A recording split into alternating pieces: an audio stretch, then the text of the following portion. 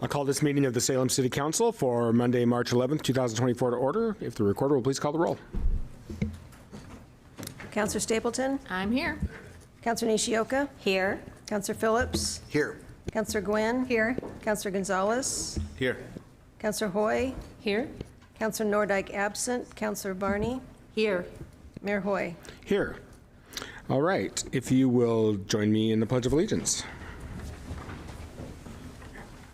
I pledge allegiance to the flag of the United States of America and to the republic for which it stands, one nation, under God, indivisible, with liberty and justice for all. Thank you, and I would like to welcome guest Councillor Ted Burney from Ward 7. Thank you for filling in tonight for Councillor Nordyke while she's away. Appreciate you being here. All right. Councillor Stapleton, are there any additions or deletions to the agenda? Not tonight. All right. It is time for council and city manager comment, and I want to start with our police chief. I would like to have him come up and maybe talk about some recent events.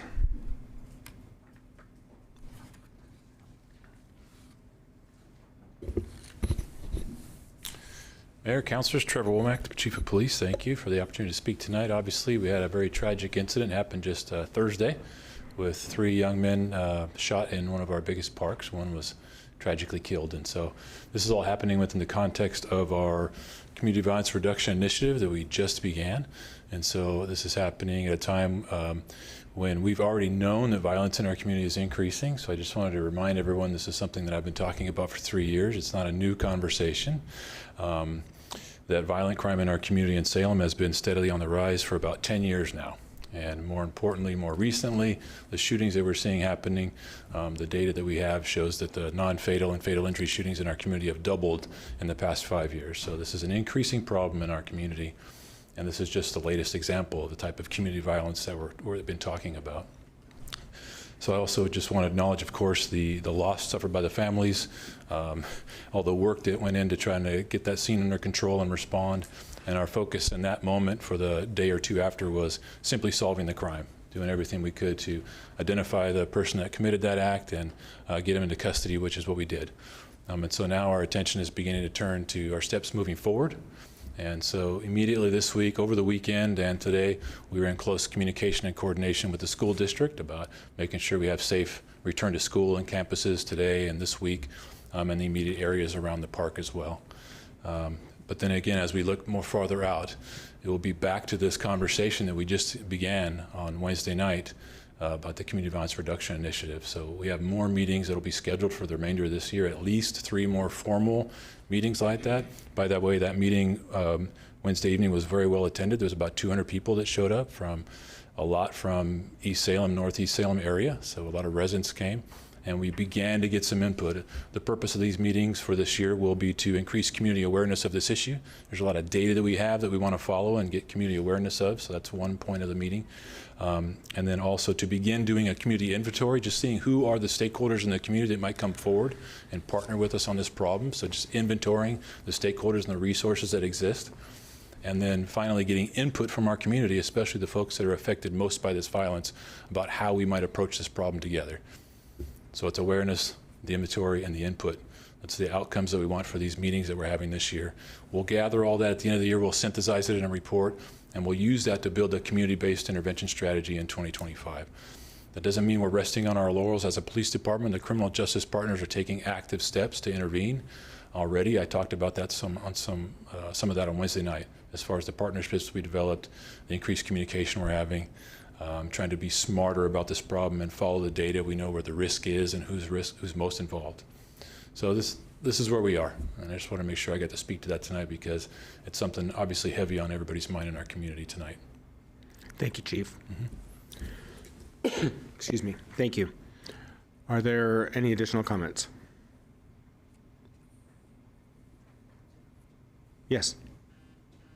Councillor Nishioka. Thank you, Mayor Hoy. I, too, wanted to comment. Thank you very much, Chief Womack, for speaking to this, as you said, tragic event.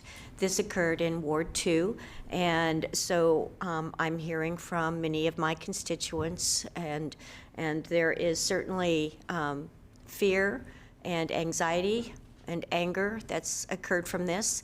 But I do want to say that now South Salem is experiencing what Northeast Salem has been experiencing for several years. So I'm really grateful for the Community Violence Reduction Initiative that we have going, and I'm hoping that we will find ways to get through this and improve the situation. So again, thank you very much for speaking to that. I also wanted to let the council know that I have been asked, and I'm honored to be part of a new advisory group that is called SWAG, which I really like. It's the Stormwater Advisory Group. And so we had our first meeting today. Dr. Chandler was the one that organized it. He's not here. But I will just speak, I asked to have a little bit of information so that I can speak more intelligently to this. So I'm going to read what he provided. Earlier today, I attended the first meeting of the Public Works Stormwater Advisory Group. This small team will be working with city staff over the next few months to develop proposed amendments to city codes and design standards. These changes are specifically related to stormwater runoff from development projects. Some of the upcoming changes are required by the city's municipal stormwater permit issued to us by the Oregon Department of Environmental Quality. Other changes will help improve the Public Works design standards and enhance the overall review and permitting process for development projects. Members of the Stormwater Advisory Group include engineers, architects, home builders, and environmental advocates. So I'm just really honored that I'm a part of that and look forward to all that we will be doing. Thank you. Thank you, Councilor. Are there additional comments? Councilor Hoy. Thank you, Mr. Mayor. I wanted to start with, I'm looking forward, we're going to have our first, or another budget committee meeting this week. Looking forward to discussions there and finding a way to get more of what our community needs to programs that are working. I also want to better understand how we, the city, buys and spends, and I want to help all of us to understand in the community how that works a little better.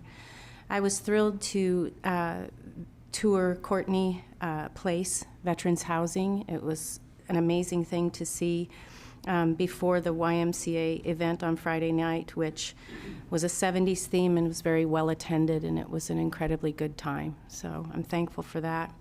I was also thankful for the community conversation on gun violence on March 6th, and deeply saddened by the events following the next day.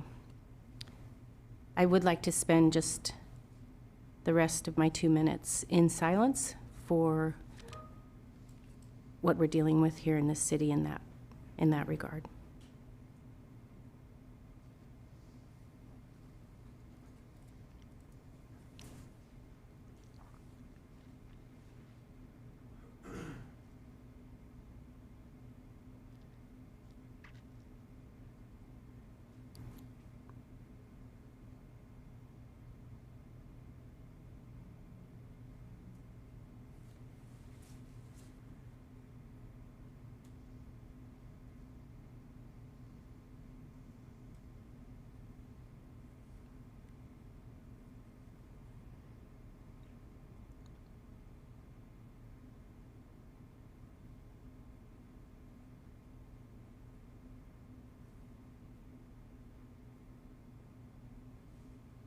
Thank you. Thank you. Are there additional comments? All right. With that, we will shift gears. No easy, smooth way to do that, but we're going to do it. So we are going to move on to proclamations, and tonight we have a proclamation regarding Arbor Month, and I would like to call up Winnie Kong from Friends of Trees. She's a neighborhood tree specialist, and I'm going to read a proclamation that she will receive.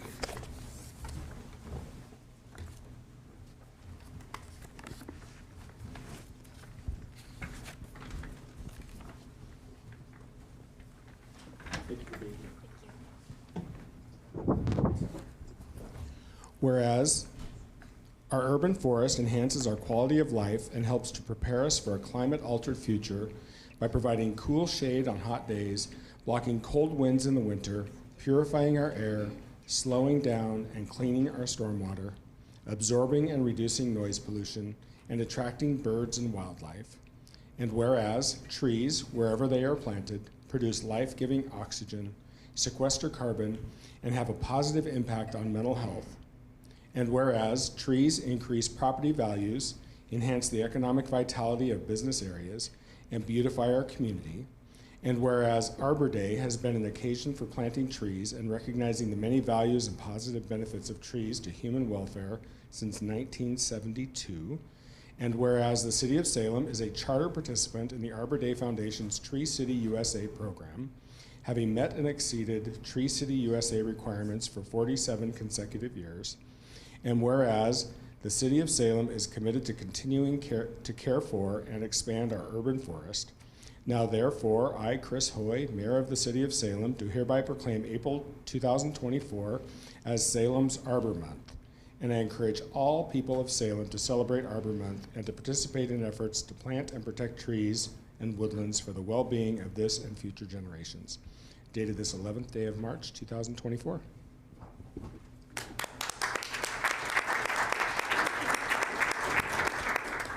Hi everyone, good evening. I'm Winnie, a neighborhood tree specialist from Friends of Trees. I just want to begin by expressing my gratitude and honor of being here to receive this award. Friends of Trees' mission has always been to grow healthy communities through planting and caring for trees and natural areas. And we absolutely cannot reach any of those goals without the support of individuals and partnerships. And because of the support of our community, we have planted almost 1 million trees and native shrubs in the Pacific Northwest. Beyond that, it really hits home for me to be able to do work in Salem, the city that I was born and raised in.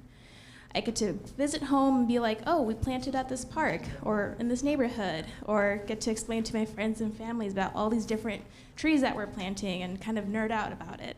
And so I just really want to bring that inspiration, that sense of community, belonging, and that gush of warmness to volunteers and our partners who make these planting events possible. And so I'm super excited to see the trajectory of our tree canopy numbers as it directly impacts the air that we breathe, the connections that we make, as well as the quality of lives. So thank you everyone again for this recognition and support. Thank you, Winnie. And if you've never been to a tree planting with Friends of Trees, I highly recommend it. It's a lot of fun. And if you don't know how to plant a tree, they will teach you. And you have tree plantings coming up. I apologize for springing this on you. Do you happen to know the dates and locations off the top of your head? Yes, so we have April 13th actually for Arbor Month. So that's going to be North, East, Lancaster. So yeah. Great. Thank you. Thank you.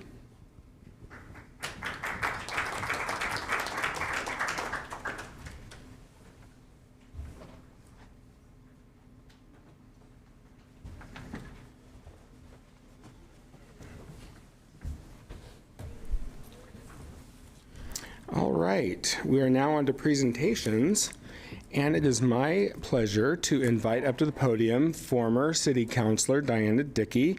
She will be here to talk to us about the Marion County Youth Tobacco and Substance Use Prevention Program. Welcome back. Please hit that button. There you go. Great. Thank you so much. Good evening, Mayor and councilors. It is really nice to be back here tonight on this side of the podium.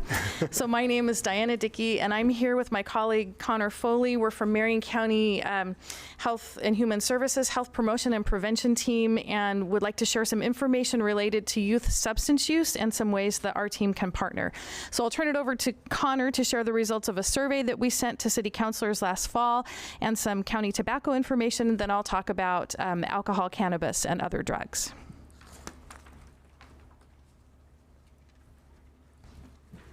All right, good evening. My name is Connor Foley. Like Diana said, I work at Marion County Health and Human Services as the Tobacco Prevention Education Program Coordinator. Last fall, we sent a survey out to all city councilors throughout Marion County to get some feedback about their knowledge around substance use, as well as their perception of concern around various substances. A few of the trends we noticed from the responses we received: councilors had a relatively higher concern around opioids, but a lower level of knowledge compared to nicotine or cannabis. With nicotine, there was both a high level of concern and a high level of knowledge, and cannabis had a relatively lower concern compared to nicotine and opioids, but a relatively high level of knowledge. We also asked what were some additional community efforts that might make a difference in this area. The number one most mentioned option was education, followed by additional policy solutions, as well as access to treatment resources.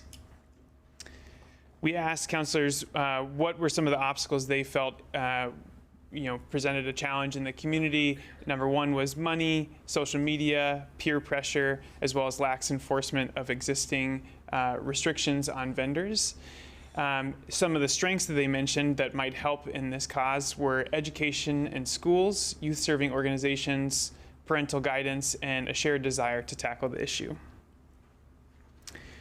My area of focus is tobacco and vaping, and when we think about substance use, that might not be the first thing that comes to mind.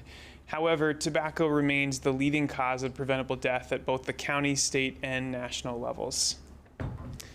In Marion County in 2022, the rate of adult cigarette use was 14.9%, which may not seem like a large number, but when we think about the number of adults who are regularly smoking, that translates to 37,000 adults in Marion County.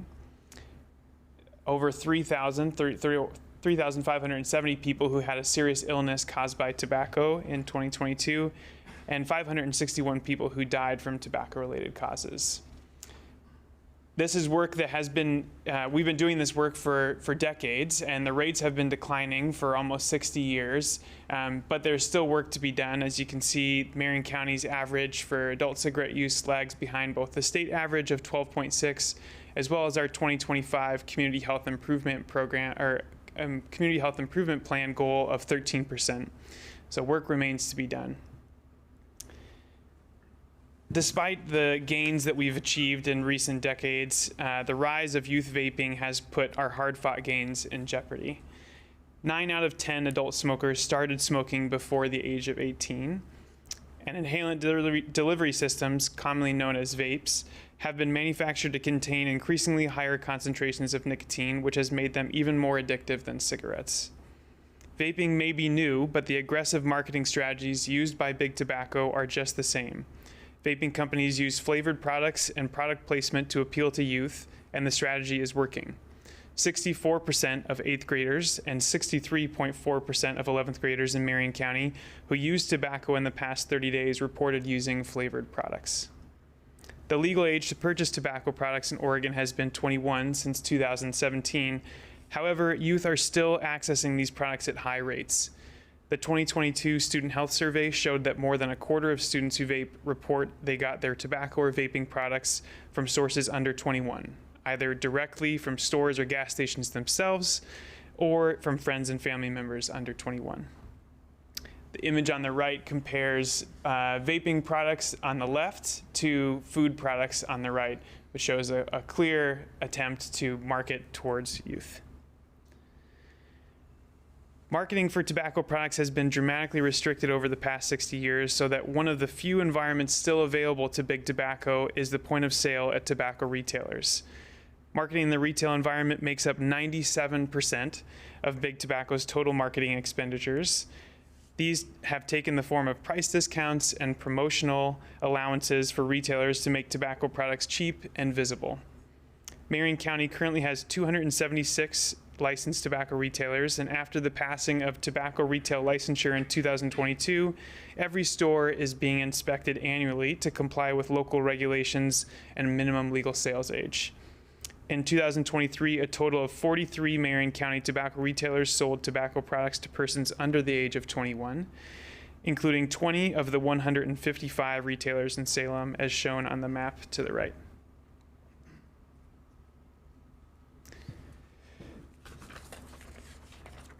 As public health professionals, our goal is to address the problems at their roots. We are currently working to address commercial tobacco and nicotine in a number of ways. We collaborate with schools and community groups to provide evidence-based curricula and other educational resources. We are working to improve access to cessation or quitting resources across the county. We also work to collect data on the tobacco retail environment, and we investigate violations of the Indoor Clean Air Act. We also have strategies that seek to impact the environment in which choices that affect our health are made. This policy, systems, and environmental change work is a great opportunity for us to collaborate with you, and we offer support for policy work by providing resources and technical assistance for identifying and developing effective policies. Some of the smoke-free environment policies, like smoke-free parks, like the Smoke-Free Parks Ordinance Salem passed almost a decade ago, have been crucial to limiting exposures to secondhand smoke and influential in setting new community norms around smoking. Some of the opportunities to expand that work include policies like smoke-free outdoor dining and expanding the protected distance in the Indoor Clean Air Act beyond 10 feet. This is just a quick presentation. I'll hand it off to Diana in just a moment, but we could speak on this for hours and would invite anyone who's interested in learning more about these options to reach out to us. I'll hand it off to Diana.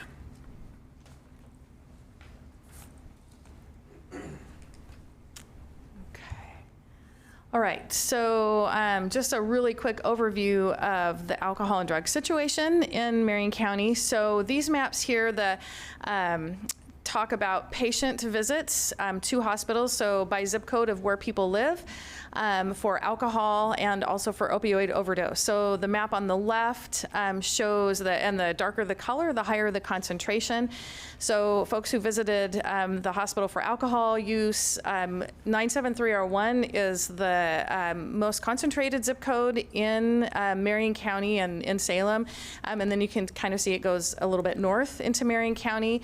On the right, the orange map is for opioid overdose. Again, 97301 is the highest amount, and then it kind of goes a little bit north and then it goes south from there. So it's distributed just a little bit differently. And these are for any age. All right, and then for fentanyl specifically, because I get a lot of questions about fentanyl, in 2019 we didn't have any fentanyl overdoses. You can see how that's spiked over the last few years. Marion County is the orange line, and in 2023, the fentanyl overdose rate in Marion County exceeded that of the state.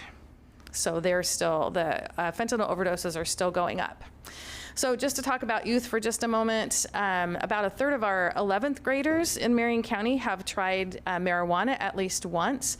More than 1 in 10 have reported using alcohol in the last 30 days. One concerning thing about alcohol is students tell us it's easy to get. The last time students were asked, the 8th and 11th grade level, most of them said they got it from their parents with permission. So we know that there's parent education that needs to be done. And that is in contrast to other counties where students said, well, maybe they got it from their parents, but without permission. So we know there are some things we can work on right here in our county. And then the other thing that was concerning is that 6th graders, when asked, report using prescription medications that either aren't theirs or they're using them differently than prescribed at the same rate as 8th and 11th graders. Again, we know there's parent education needed. We're also aware that vaping is happening at younger and younger ages. I've been hearing about it happening at elementary schools even, so we know we have a lot of work to do. We did, our team did some youth listening sessions last year, including here in Salem, and just wanted to get their perspective. These are just a few comments. Most of the comments, or a lot of them, related around vaping and telling us how common vaping was in their school, how many kids were vaping in the restroom, also vaping marijuana, showing concern for younger students, saying we never did that. When we were in middle school, these are high school students, and then also reinforcing that alcohol is easy to come by and they're getting it from their family members. So we do use a number of strategies for alcohol, tobacco, and drug prevention. So, laws and policies at the bottom, those are the things that have the biggest community impact, but there's a number of other things that we use as well. We can share information, prevention education, so that's going into schools or working with youth in other settings, and just teaching refusal skills. Providing positive alternatives, so providing events and opportunities that are substance use free can be really great, and help build resiliency in students as well. And then community-based initiatives, coalitions. We have a substance use coalition that meets monthly. I do want to say, before I go on, we have a great partner here also at the City of Salem. So Lori Caceres, who is your Youth Development Coordinator, we work really closely with Lori. She participates in our Substance Use Coalition. She's helped coordinate events that we've had. We brought in a substance use expert last year, and it was great to partner with the City of Salem on that, that provided some trainings for parents and professionals. She helped with the recent iLead Youth Summit. So we're really, really appreciative to have that partnership with Lori. So I've shared a lot of information. There are some fact sheets on your desks that also have our contact information, a little more detail about some of the things that we've talked about. So certainly information you can follow up on if you have questions. But just some of the things we can do is providing technical assistance for prevention initiatives, doing presentations like this, policy development. We have our coalition.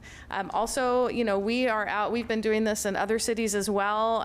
We want to hear from communities. If you have specific concerns or questions or ways that we haven't thought about that we can help you with or partner with, we'd be happy to hear them. So with that, I will just end with the vision that we have in our public health is a thriving community where all can live healthy and purposeful lives.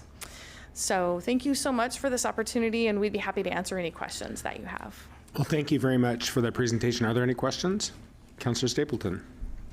I didn't mean to go first, but okay. Thank you, Mayor. So I have some questions about, you were talking about there are a lot of restrictions on how big tobacco can and cannot advertise. Can we become even stricter on that front, or are we prohibited from that? Many of the restrictions that have been in place since the 60s or 70s about advertising on radio or television, those have been around for a very long time. Like I said, most of their advertising is now taking place at the point of sale in the form of posters in the windows or on the grounds around that. I'm not aware of specific policies that other counties have or cities have put forward to limit billboards. Okay. But we certainly will be open to exploring options that you might be interested in. Yeah, I'd love to explore that.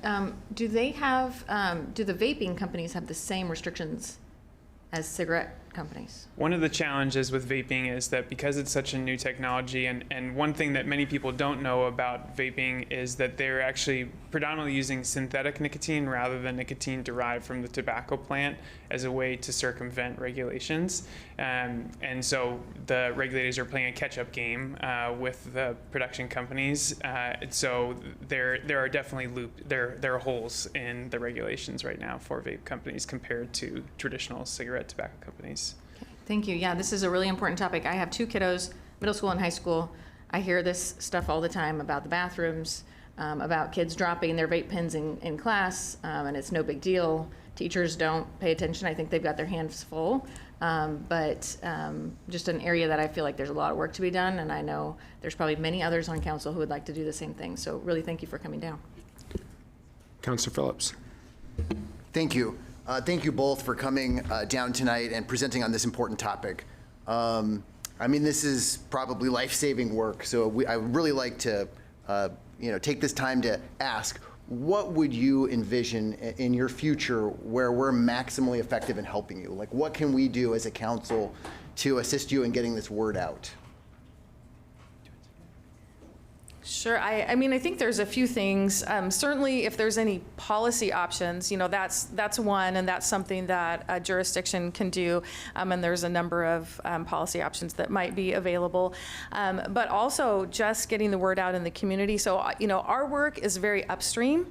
So we're all about prevention and how can we affect that upstream so we don't have so much downstream, so we don't see all of those fentanyl overdoses, for example, because we've prevented it at, way up the river. And so I think, again, policy, I think sharing information, you know, we're doing a lot of, I in particular are doing a lot of fentanyl education, just getting the word out about fentanyl to parents and to students, because there's a lot of prevention work that can be done. So anything that you're able to do to share prevention information is really appreciated as well.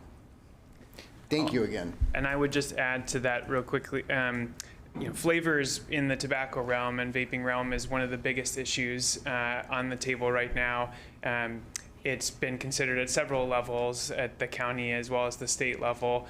Some actions that other cities have taken is to pass resolutions in support of statewide work to pass a flavor ban. So I think joining in the work that others are doing around the state, even if there aren't actions that can be taken at the city level, is a possible option. I really appreciate you highlighting that specifically. The history, as I understand it, as an emergency room doctor, I think the president of our medical school was Dr. David Kessler, who was briefly the head of the FDA. And it was in, I believe, like the late 80s or the early 90s that there were all the civil, trials that went forward to prevent like the advertising of Joe Camel, because it was so clearly targeted at kids. So, just the moral abhorrence, in my opinion, that we're having these packages that look like candy that are flavored. It's so damaging. I mean, there's this sense that it's not dangerous, and it's the complete opposite. It's super addictive, and it absolutely harms people. So I think that's an excellent thing to highlight, and I really appreciate you drawing it out. Any other questions? Councillor Hoy. Thank you. I have a hard time reading it on the map of the opioid overdose by zip code. Is that 97301 the smallest space there in the darkest color? It is the darkest. I am not sure if it's the smallest. It's one of the smaller areas, but it's definitely the darkest, and it has the highest concentration throughout the county. That's my zip code, so it's especially concerning to me to see that number. And is there anything, education, I guess, is what we can do? What else can we do to stop that or to curb that? Any thoughts? Yeah, definitely education, because that's kind of my wheelhouse, is education. But I think the other thing is, and this is a little bit outside of what Connor and I do, but improving access to treatment services when people need them. That's really, really important. And we heard that on the survey from city councilors as well. So when people are, experiencing an issue, experiencing substance use disorder, they have a place they can go. And so certainly, our office is also located in 97301, so, we see it as well. But I think, besides the education, improving the treatment can definitely help a lot. Thank you for that. And you may not have an answer, but if I was Treetop, I'd be pretty upset that they're putting out vape pens that look like juice boxes. Do you know if anything's being done about that by any chance? In many cases, these companies are flaunting the laws that they know they'll be persecuted by and just reinventing themselves maybe 6 months later after their products have been banned. So it's really is a catch-up game. Wow. I'm not sure about specifics about Treetop, but I know that that's the case generally. Thank you for your hard work. It's great information. Sad, but great information. Thank you. Councillor Barney. Thank you very much. And thank you both for coming in and sharing the information. Since I'm from West Salem in Polk County, who is the counterpart in Polk County, or do you coordinate with Polk County for the schools, et cetera? We do, yeah. The health department there looks a little bit different because the county size is quite a bit smaller. And so there are staff that work both on alcohol and other drug prevention, which is Diana's territory, as well as tobacco prevention, but it's usually one person that's working on that, or it might be split between several. We have a few contacts. We'd be happy to follow up with you to get in contact with them. Yeah, I would really appreciate that. Another question I had is a number of your statistics were for grade levels for 8th grade and 11th grade. Is there a particular reason those two grade levels are chosen? Yeah, the student health survey, which is conducted statewide, those are the grade levels that they're administered to. Diana knows a lot more about the student health survey, and actually could probably speak to hopeful improvements for that data on the horizon. But those are the grade levels that they ask those questions to. Okay, thank you. Yeah, I find it so alarming that there's so many younger students that are using these products. I mean, I look back on when I was in 8th grade or whatever, it was very, very rare. So thank you very much. Well, thank you for the presentation, and thanks again for your, oh, I'm sorry, I did not see your hand, Counselor Gonzalez. Last minute question. Sure.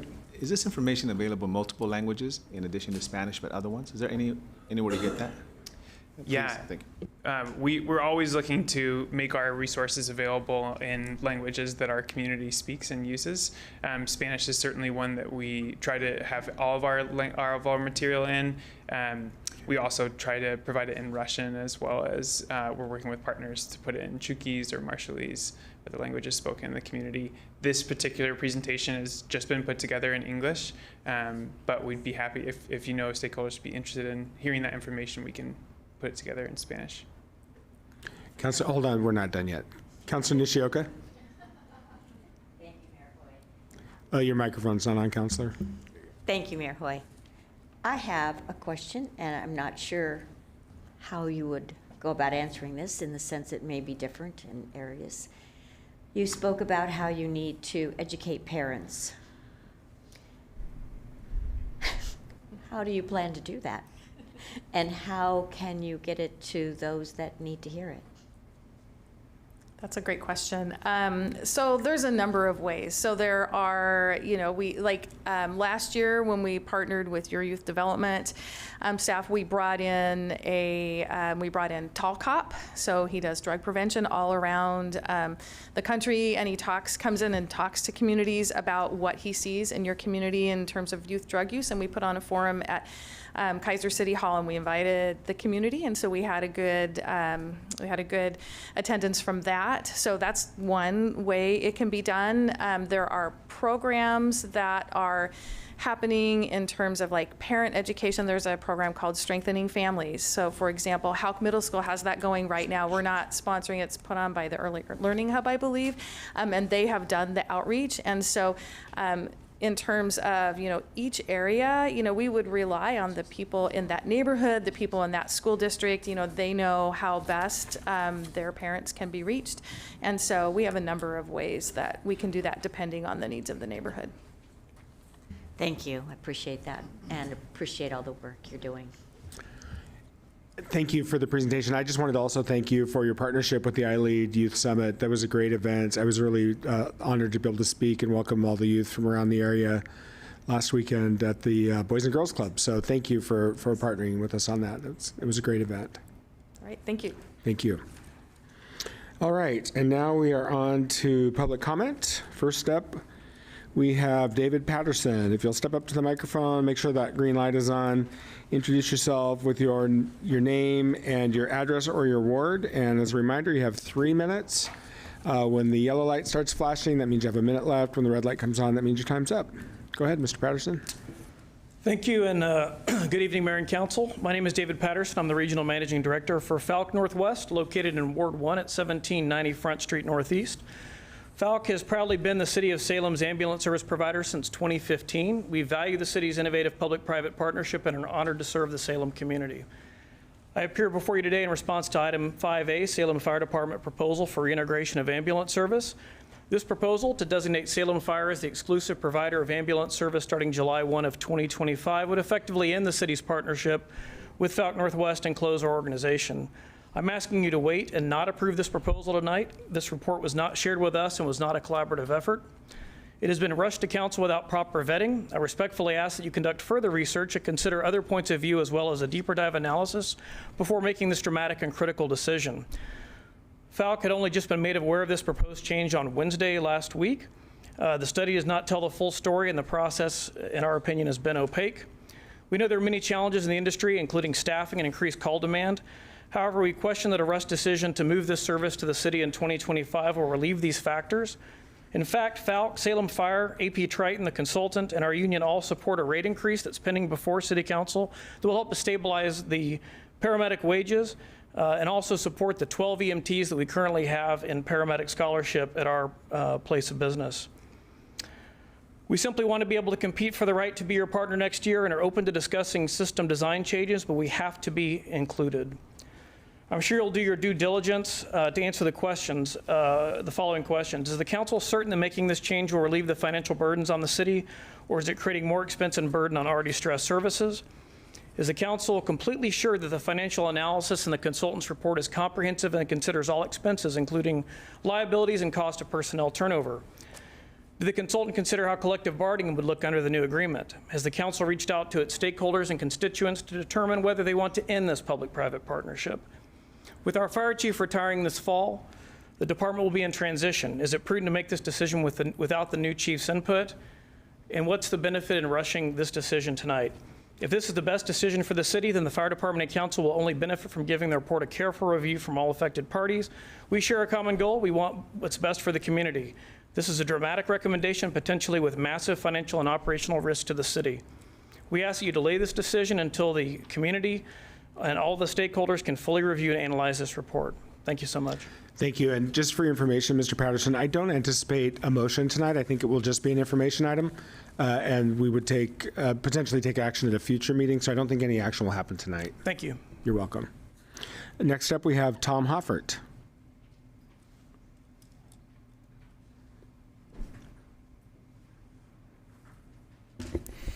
Thank you, Mayor Hoy and Council. My name is Tom Hoffert. I both reside in Ward 1 as well as represent the Salem Area Chamber of Commerce in Ward 1. Your last statement addressed a little bit of why I'm here this evening, and I appreciate that commentary. Our organization was made aware of this proposal on Thursday, and I appreciate Fire Chief Niblock coming to speak with us about that. I subsequently heard from Mr. Patterson Thursday afternoon, and given that it was intended to go to council for a possible motion this evening, we wanted to share some caution with just that pace of play in light of some of the things that we are tracking at council. So in light of your comment, we would just wish to thank you for giving a short pause there so our community can digest this information a little bit more. Thank you all. Thank you. Next up, we have Matt Brozovich.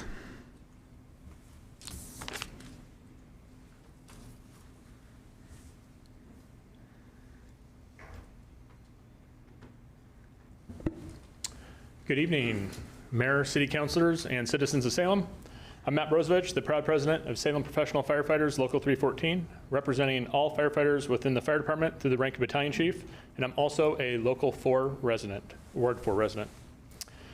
I submitted our official position to the city recorder, and hopefully that was provided to all of you prior to the meeting. Today as we speak, the city of Salem is without 6 ambulances that should be staffed. 6 ambulances that would be positioned throughout the city, staffed with paramedics and EMTs, ready to respond to you or your loved ones if they were in need. This is what Falck Ambulance was brought here to do and contracted to do in 2015. If this is acceptable to you, let's continue the path we are on. To me, it is not as a citizen or a member of the fire department.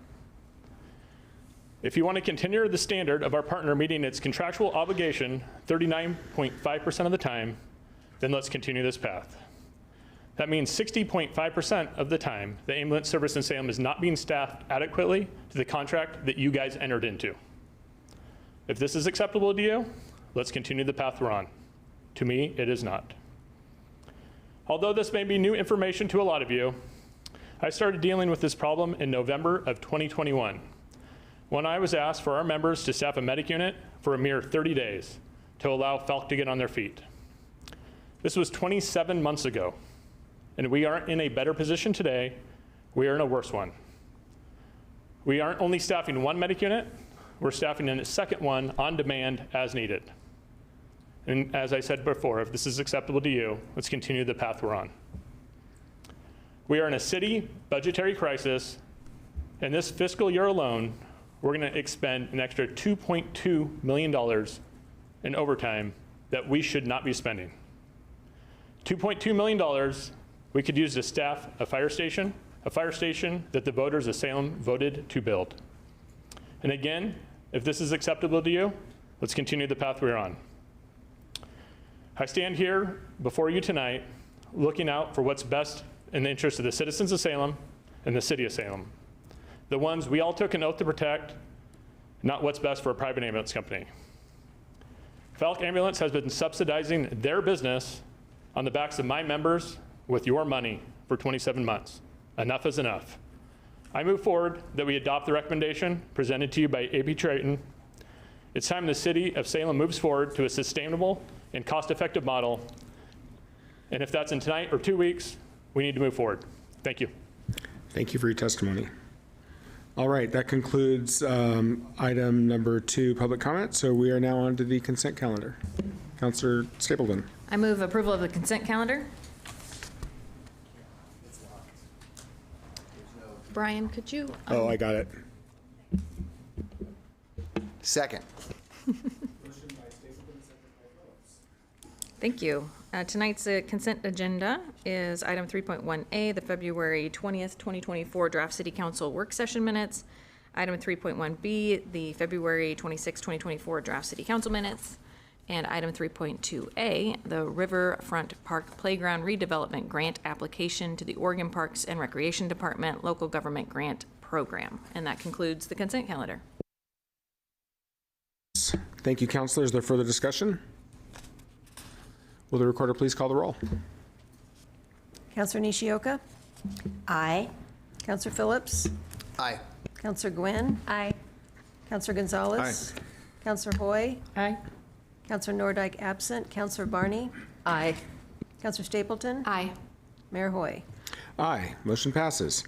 All right, we have no public hearings this evening, so we're on to item 5, special orders of business, item 5A, and I'm going to turn it over to our city manager to kick it off. Thank you, Mr. Mayor, members of council, good evening.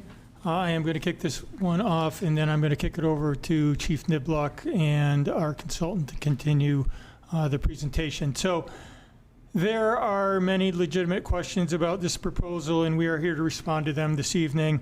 I recommend that City Council hear Chief Niblock and our consultant, Mr. Buchanan from AP Triton, and ask whatever questions you may have. We can return on the 25th for final action if that's your direction. We certainly are ready to do that. This is not a decision that can be delayed indefinitely. However, it is one that we can delay for 2 weeks. Falck is under contract until June 30th, 2025. And if we are going to replace them and create our own system as suggested in the report, we need to move forward with that soon. I am confident that in the end, the city of Salem should move forward with adopting the ambulance operator model as proposed in the consultant's report. It's been nearly 20 years since the city of Salem was engaged in this service, and a lot has happened over that period of time. Falck has provided service for the past 9 years, and prior to that, Rural Metro was the ambulance service provider from 2005 to 2015. In 2015, after an RFP process, the city chose Falck over Rural Metro. It was our intention to rebid the service in the next year. However, before we did that, I asked Chief Niblock to evaluate our options, and we have concluded that the city of Salem should get back into the ambulance service business. When presented with the consultant's report, it was clear to me which option we should pursue. Over the past 20 years, there have been many changes in emergency ground transport business. Perhaps the most significant change was in the way that the public agencies can be reimbursed for emergency medical transport services through Ground Emergency Medical Transport, or GEMT. This change was adopted by the Oregon legislature in 2016 by the House Bill 4030. As we have supplemented Falck service over the past 2 years because of their inability to provide contractual levels of service, we have taken advantage of GEMT funding to offset the cost of providing our supplementary service. By no means have we recouped the $2.2 million that Matt referred to. We are confident in our ability to work within this system and realize the significant advantages that are available to the city and not to the private provider. While Salem is not the primary provider of ground medical transport services in our area, over the past 2 years, we have been providing supplementary services to ensure our community is well served. And thank you to our firefighters for stepping forward and doing that work. Salem is the only jurisdiction in our area that is not taking advantage of this funding opportunity and the financial levels of service made possible by the city directly controlling the means of service delivery.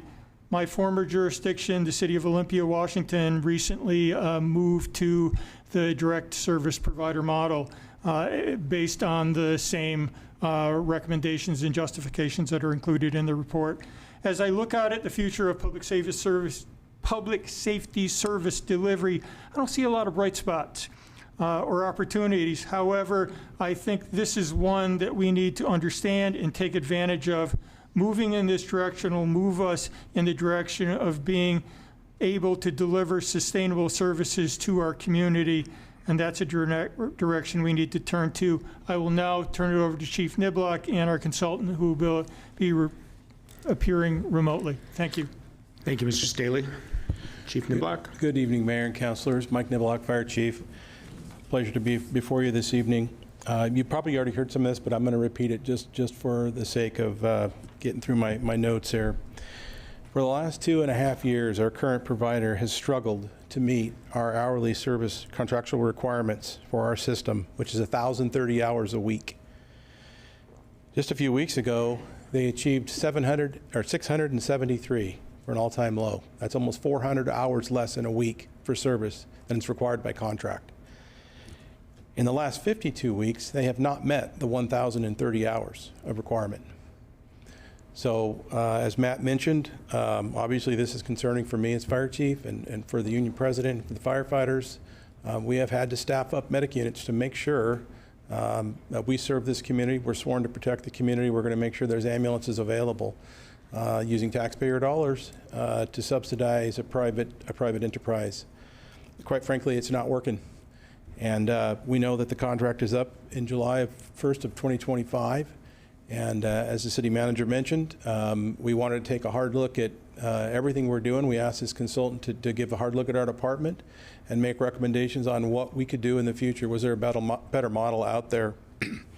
With the change in the GEMT funding in 2016, the Oregon legislature opened the door for government agencies to be able to recoup some of the Medicare limits that Medicare puts on its billing for patients. And it's about a 70% recoup.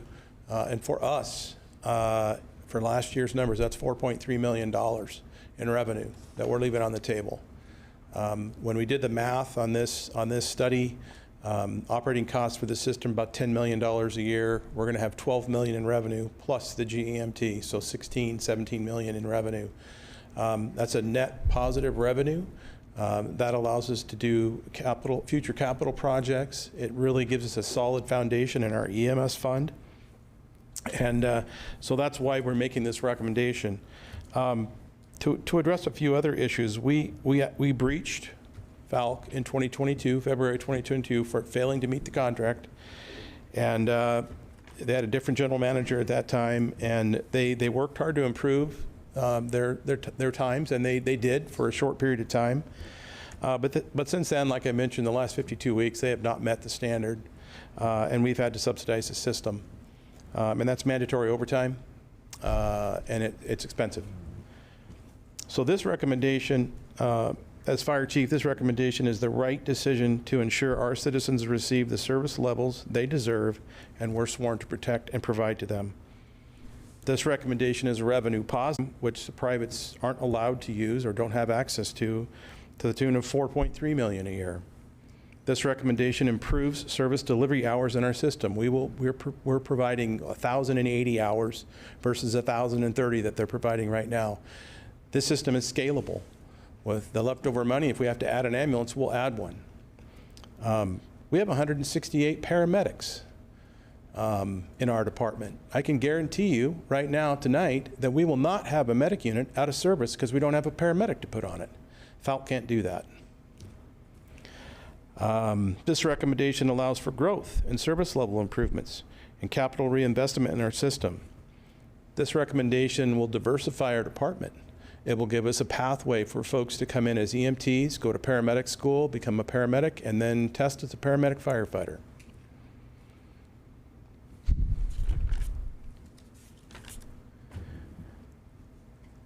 When we asked the consultant to evaluate our system, we asked them to give us the hard truth. So yes, there are some things that we need to improve in our department. There's some areas where we can do better, but you don't get better if you don't ask the hard questions. You've heard some people say tonight that that means we're fallible or we can't do this. We've been providing service in this community since 1857. We've been the transport provider for many years. We had a private company before that. They left town overnight. We had to jump back in the business. We did it. So as chief, I'm not worried about me retiring. We have a great staff. They can do this. They can pull this off. That's what we do. We adapt and overcome. We're problem solvers. I'm not worried at all about us being able to successfully transition to us delivering the service. Now I want to introduce Rich Buchanan from AP Triton. He's the lead on our delivery, and he's got about a 10-minute presentation, and then after that, we're happy to take any questions you have. Thank you. Thanks, Chief. Mr. Buchanan, are you there? Good evening. Can everybody hear me? Yes. And can you see the screen? Yes. Excellent. Thank you.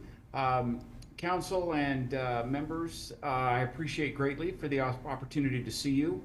My name is Rich Buchanan, as the chief mentioned. I'm talking to you out of Denver, Colorado, and I'm a member of the AP Triton team that performed the study that you're about to see the conclusion of.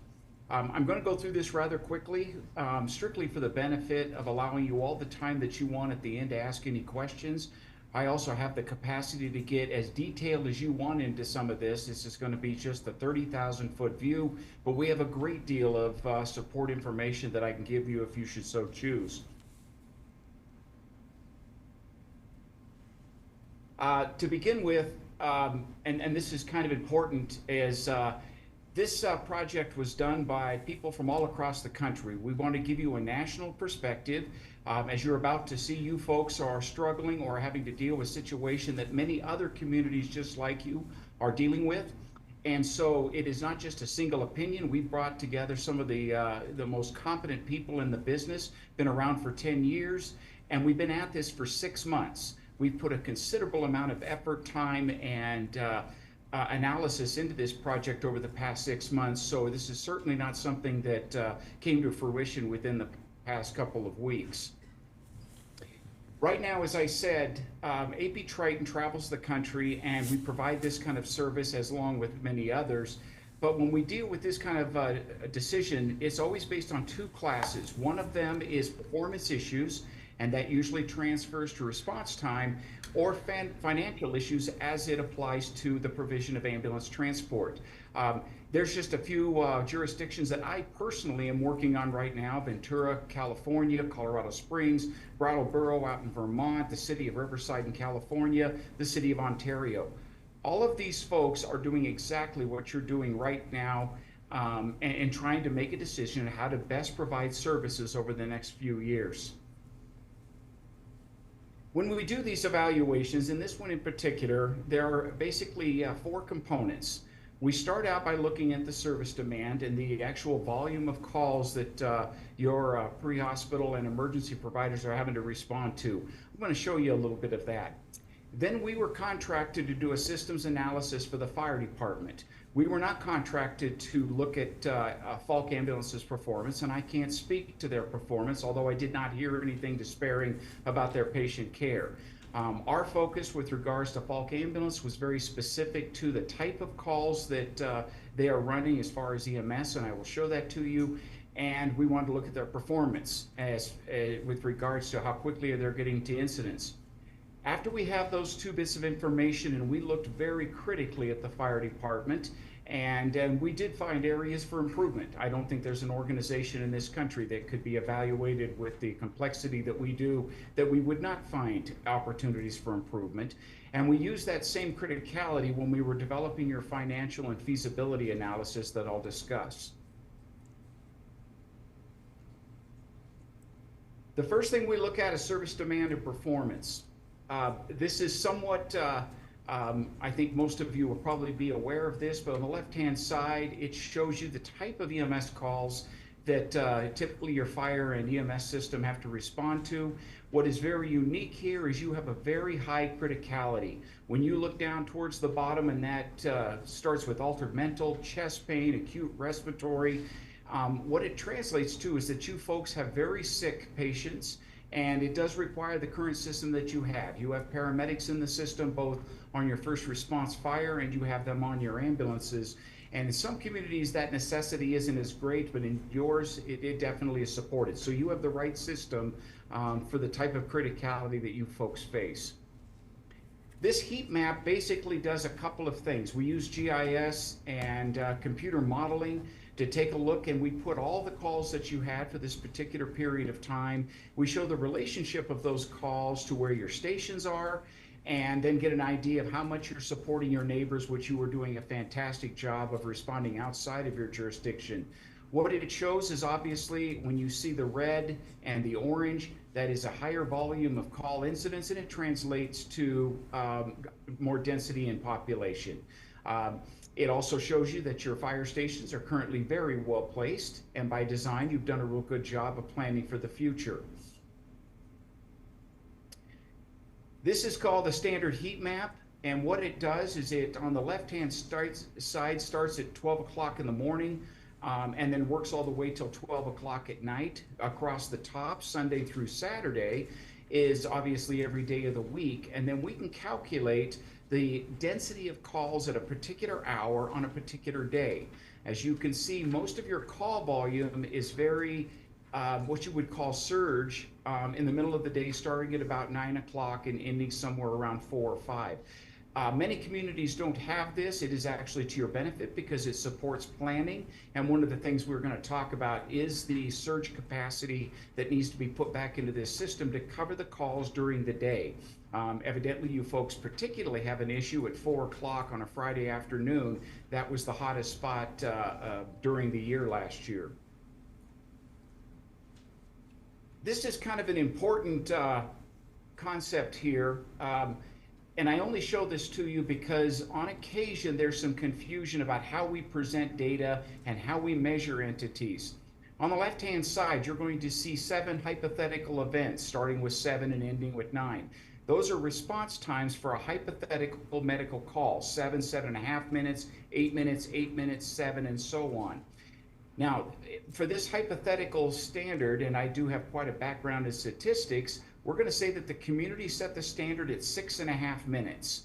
If you take those 10 numbers on the left column and you average them, they're a 6-minute response time, indicating a very successful system. This is not how the rest of the country's Fire Protection Association and accreditation documents actually measure performance. We do it on what is known as percentile, not percentage.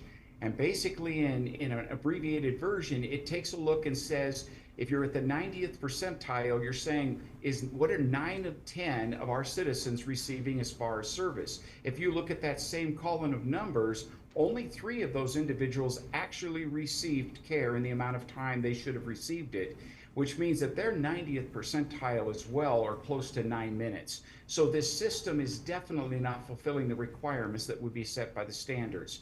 I say this so that you can keep separated if somebody uses the statement of percentile versus percentage.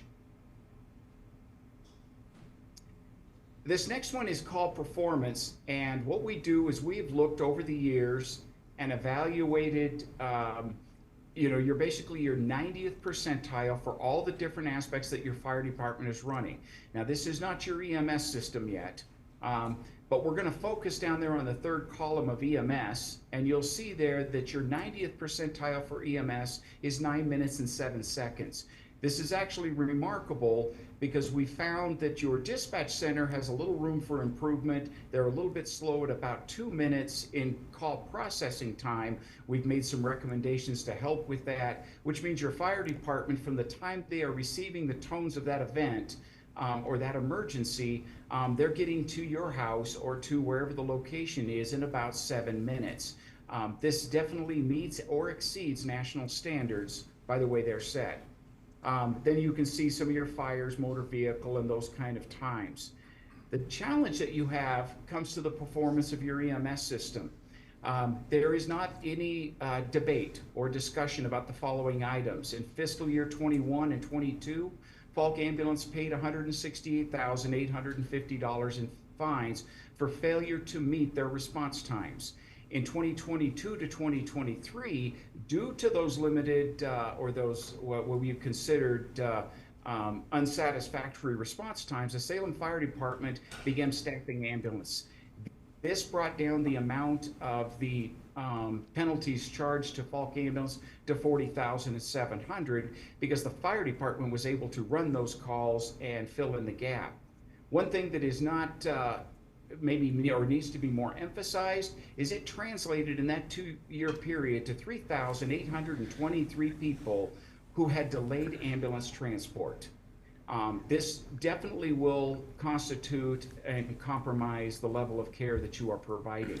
A comment that I have heard as I travel is that, well, you know, only 25% of those were actually critical and needed transport quickly. The problem with this is that is retrospective. We don't know that they do not require emergent response and transport until after we've got there. After a paramedic has done an evaluation, and I am still a paramedic, that's when we can decide the criticality. So basically, we look at this that, you know, 3,823 people did not receive the care they should have received.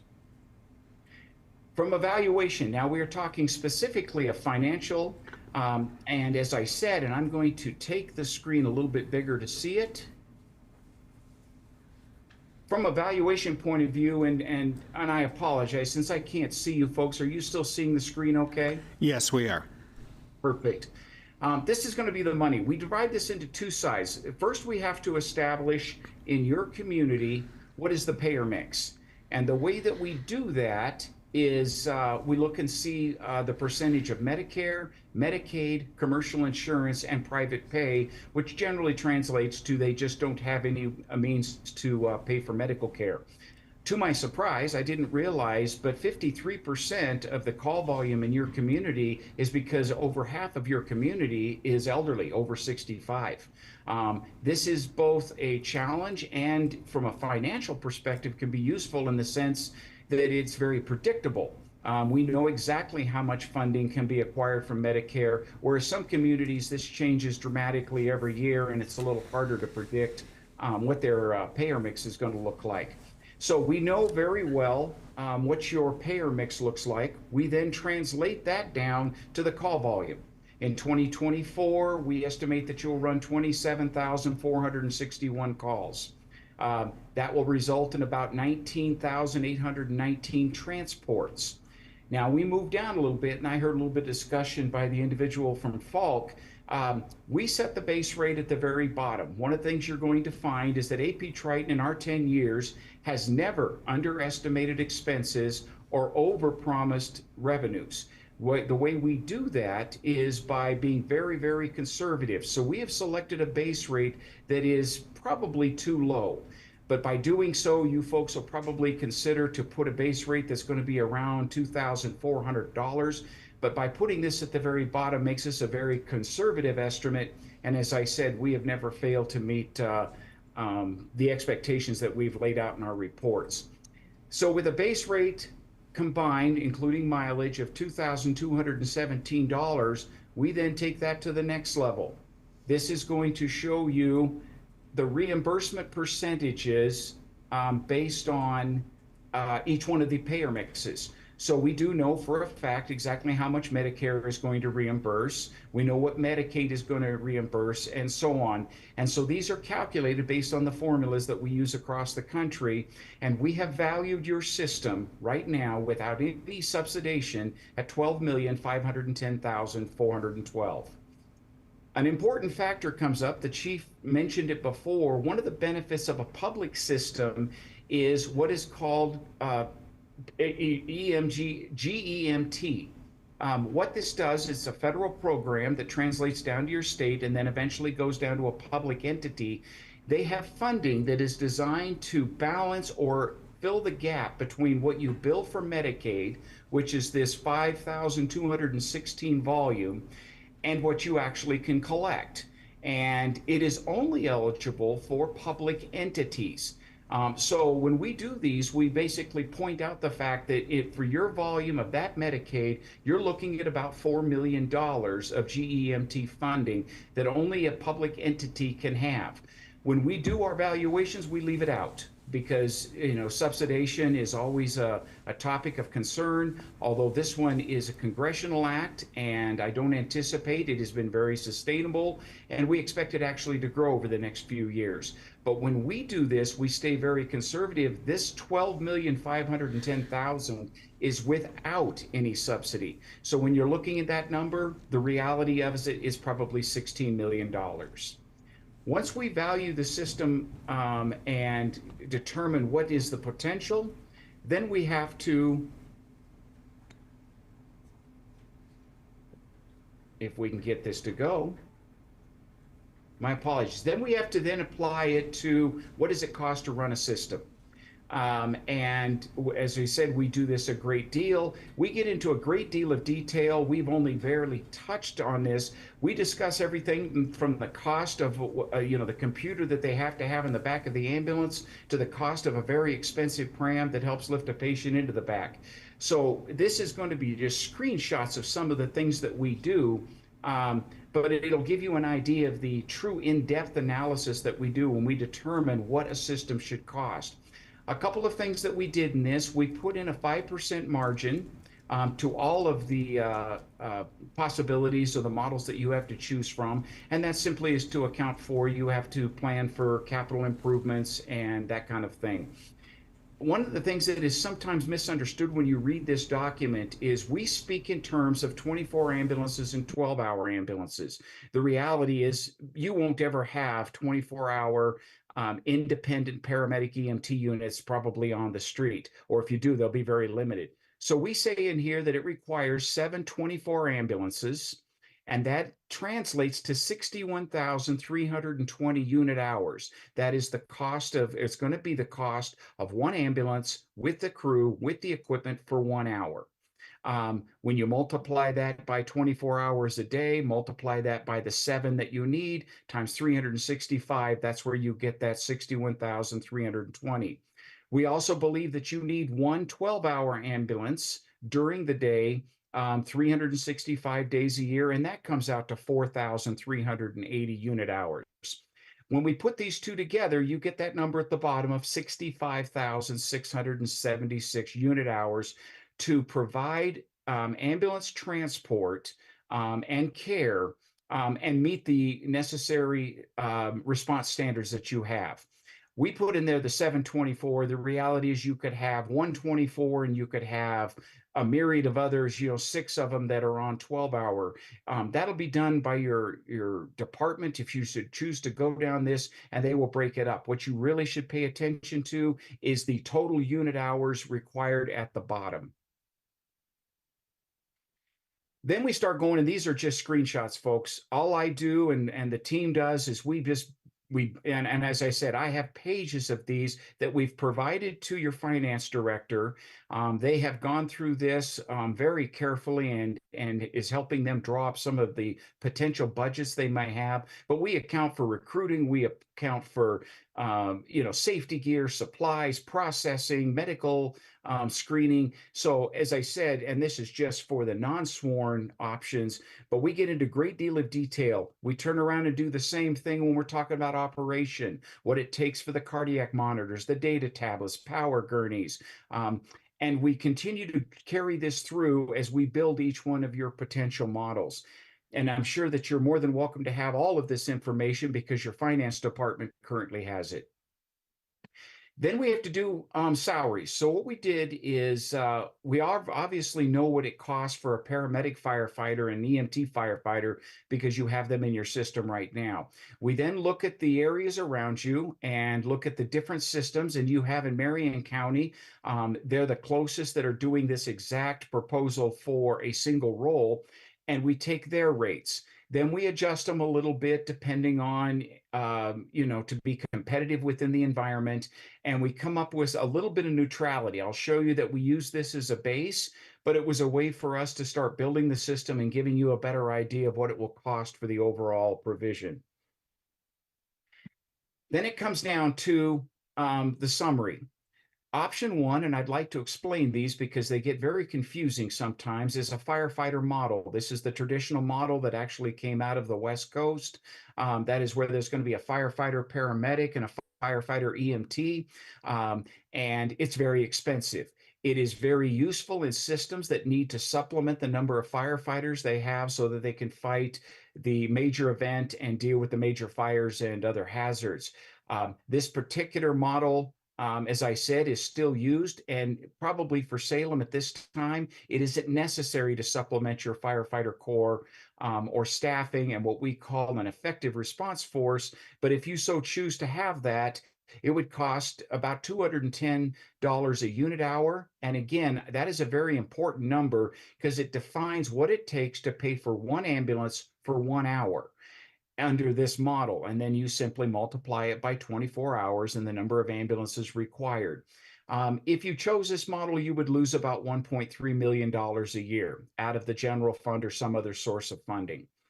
Option two is called the ambulance operator model. This is where they are underneath the fire department, but they are civilians. They are not sworn. The cost from not only training, but certification to equipment is far less.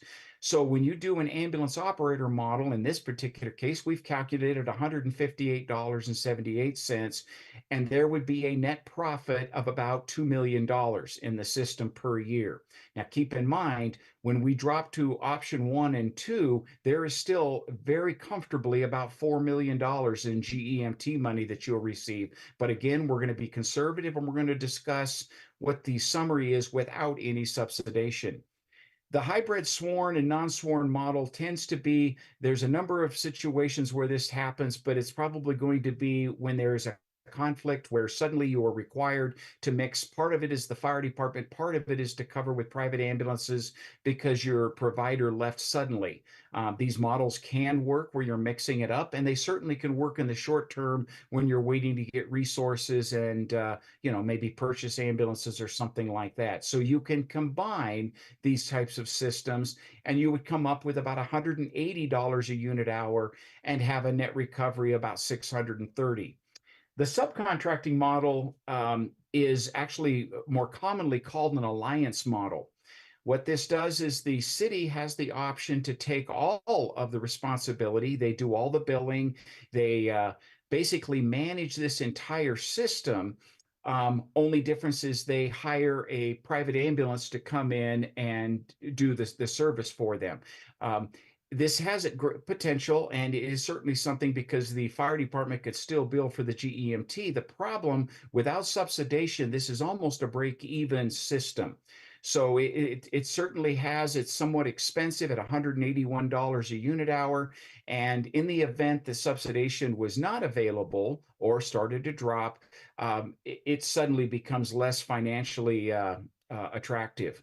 The hybrid subcontracting model, option number 5, is probably not going to work very well in Salem. You see it up in the Northwest in the Contra Costa area of California. Basically, the department is going to be in complete control of the system, and they're, well, for all practical purposes, renting ambulances and personnel, but the fire department is running it. Again, this is not financially, and it's more usable when you have a very high private pay system, of which you don't. 50% of yours is Medicare, so this probably is not an attractive model or fiscally responsible. So when we look at this, one of the things that I have the capacity to do is you can look at it in great detail, and this is barely getting started, But as a high, and I, like I said, we can hand you all of this information, but overall, coming back one slide, probably the most beneficial as far as providing service to your constituents, making sure that you meet the expectations consistently. You're probably looking at an ambulance operator model, and you will have somewhere between a $2 million and a $6 million annual revenue. So although I did go through that quickly, and I can put those numbers up a little bit more, what I really wanted to do is stop, give you back the screen, and answer any questions that you folks might want to have of me. Thank you, Mr. Buchanan. It was riveting, even more so the second time than the first time. So I appreciate. Who has questions, either for the chief or Mr. Buchanan? Mr. Burney. Mr. Buchanan, if I could ask this, please, Mayor Hoy. I was listening in where you were talking about Falk paying a fine in 2021 with for over $100,000 for failing to meet standard call times. And then you segued into the numbers. This will just give you a reference so you can go back in your slide time. I believe you said 2,823 people had delayed response time. And then perhaps it was my hearing, but then I heard the number 3,823. Do you have a way to get back to that detail and find out if we really had delayed response time of for 3,823 individuals in, I believe it was 2022? Is there a way to go back to that? Yeah, yes, sir. You are absolutely correct. I'll bring it back up again if you would like.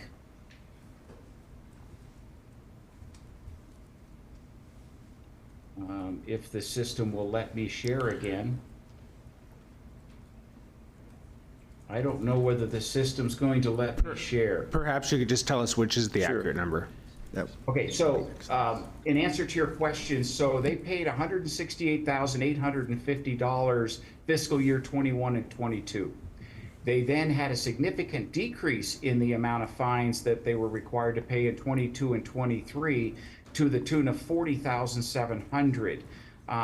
What I do is it's important, I think, for you folks to know that you take the dollars out of this. During that 2-year fiscal period, 3,823 people had a delayed ambulance transport. And that, in my opinion, translates to inadequate patient care. Thank you. Thank you. Are there additional questions? Councilor Barney. Thank you. This one is for Mr. Buchanan. I'm curious about the pie chart that you showed.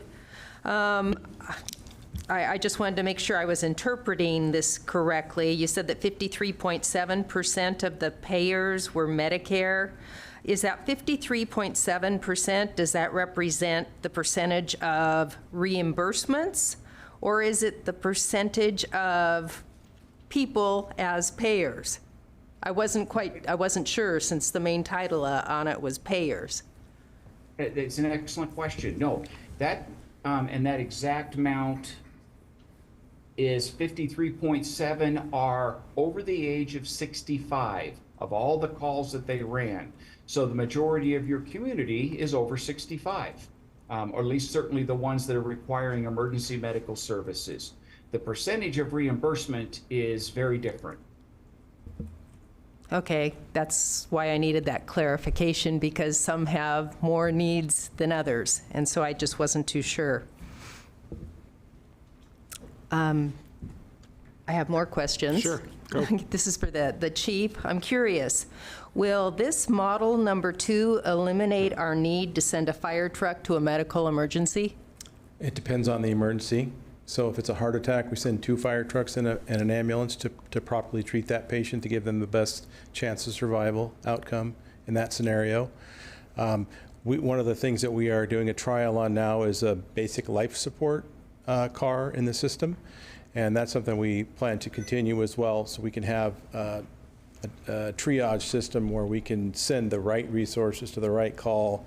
So when you have the heart attack, you need more hands to be able to take care of that. When you have a broken ankle, you don't need 8 people to take care of a broken ankle, and it's not a life-threatening injury, so you can send a BLS unit to take care of something like that. So for lower priority calls, we absolutely intend to have that, and we have that in our system now.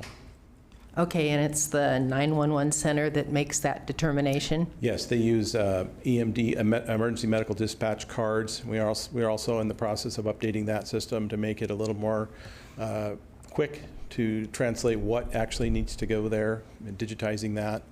And our medical program director is involved in helping us write the questions that we ask the caller, because you can only respond to what the caller tells you. So you have to dig the information out sometimes to figure out what resources to send to a call. Okay, this would be a really long one, probably on the side or something, because it's very confusing as to how the Medicare and Medicaid reimbursements work. And then there's the GEMT, which you only get that supplement when there's a transport, and it's only for Medicaid. There are a lot of numbers just swirling around here that are very confusing. And then tying that into the work we need to do on our budget, I guess I'm making more of a statement than anything. This is a lot to comprehend. I guess one thing, since we're paying, what is it, $2 million on overtime per year right now, or what we did. If we decide to go with model number 2, how are we going to reduce that amount that we're paying in overtime between now and July 2025? I don't know that that's going to be possible. I will tell you that, just for clarity, everything we're talking about tonight is not general fund associated. It's emergency medical services fund. So we're not talking about the general fund right now. So all this revenue that we're talking about bringing in and the employees we're talking about hiring will be under the emergency medical services fund, not the general fund. The general fund currently is paying for the overtime to staff these ambulances. It's being reimbursed by the emergency medical services fund. So the emergency medical services fund, we are billing for the calls that we're running right now. So we're collecting revenue on those. We're about breaking even, not quite. $300,000 to $400,000 a year is what we're losing right now.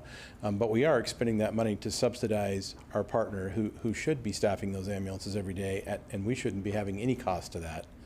So I just want to make it clear that this is not going to be, there's zero impact to the general fund on this decision. This is a separate enterprise fund from the general fund for a funding stream. Yeah. Okay, just one more. I know I asked you earlier about how we were going to purchase ambulances. Yes. But as I was looking through part of our budget today, I was curious, where did the money go from the fire trucks that we sold?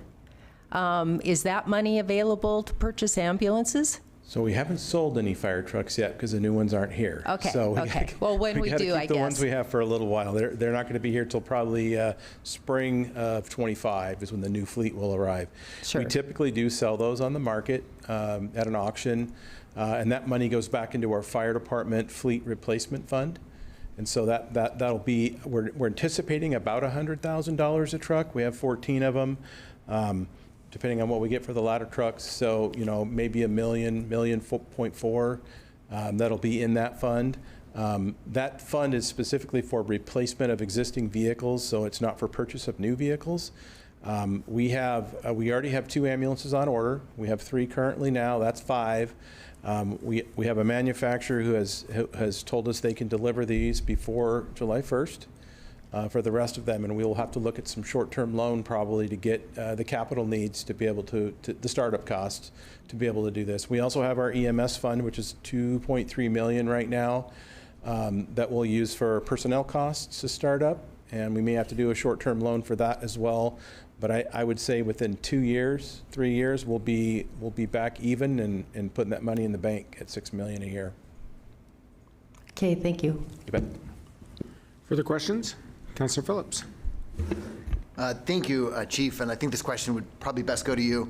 A couple statements just to begin with. This seems to make a lot of sense to me. The need for more calls, the need for more transfers, the need to, get the staffing to the hours that we're trying to target. This mirrors everything I've experienced as an emergency room doctor here at our hospital. So, this is a smaller facet of this conversation, but what we're looking at is taking this in-house, bringing it into the city of Salem, putting it in the fire department, again, where it's been before.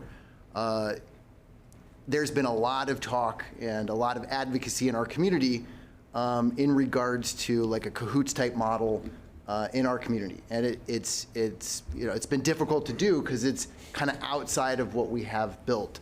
Would this make it a little easier to move in that direction at some point in the future? So short answer is yes. I would temper that with caution. We're not doing it next week. Right. It's going to take us 3 to 5 years to really get stabilized with that fund. But I think if you read the back of the report, they talk about community paramedicine, cahoots programs, mobile integrated healthcare. There's a lot of different things that might fit into our EMS system. And what I would encourage is let's get ourselves stabilized, focus on advanced life support, basic life support, really get ourselves stabilized, and then community conversations on what's the best return on investment, what do we need in the community. Down the road, I think you're going to have some dollars to do that. Thank you. I agree. I think that's well said. I think caution is appropriate.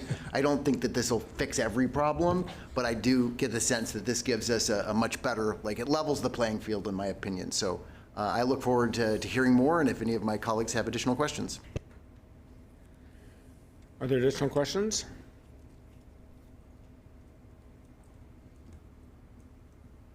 All right, Chief, do you have any closing comments? I know, just thank you for your time. Again, I think this is the right thing for the community. I know, just to address real quickly, the concerns about me retiring. I've been in this organization for 20 years, and when I started 20 years ago, we were in the transport business. And so we adapted, we figured it out, we got into with the privates, and I've been that way my whole career, and now we're going a different direction, and I think this is the right direction for the organization and the community, and fully stand behind it, and I trust completely that our staff can pull this off. Thanks, Chief. And just in terms of process, I don't anticipate a motion tonight to actually take action, but we'll consider this in 2 weeks. There will be additional opportunity for community input, if there is any additional, and any deliberation on any motion that we might make, and possibly a decision at that point. So just in terms of for the public's awareness, what we look for in terms of process. Mr. Staley, did you have something? Yes, thank you, Mr. Mayor. If anybody does have questions for us, please email them to us, and we will do our best to get you a response before the 25th. But we will look forward to bringing this back for further deliberation and hopefully a motion. Thank you. Thank you. And thank you for joining us, Mr. Buchanan. All right, so we're not taking action on that one, so we'll move on to item 5B. Councilor Stapleton, do you have a motion?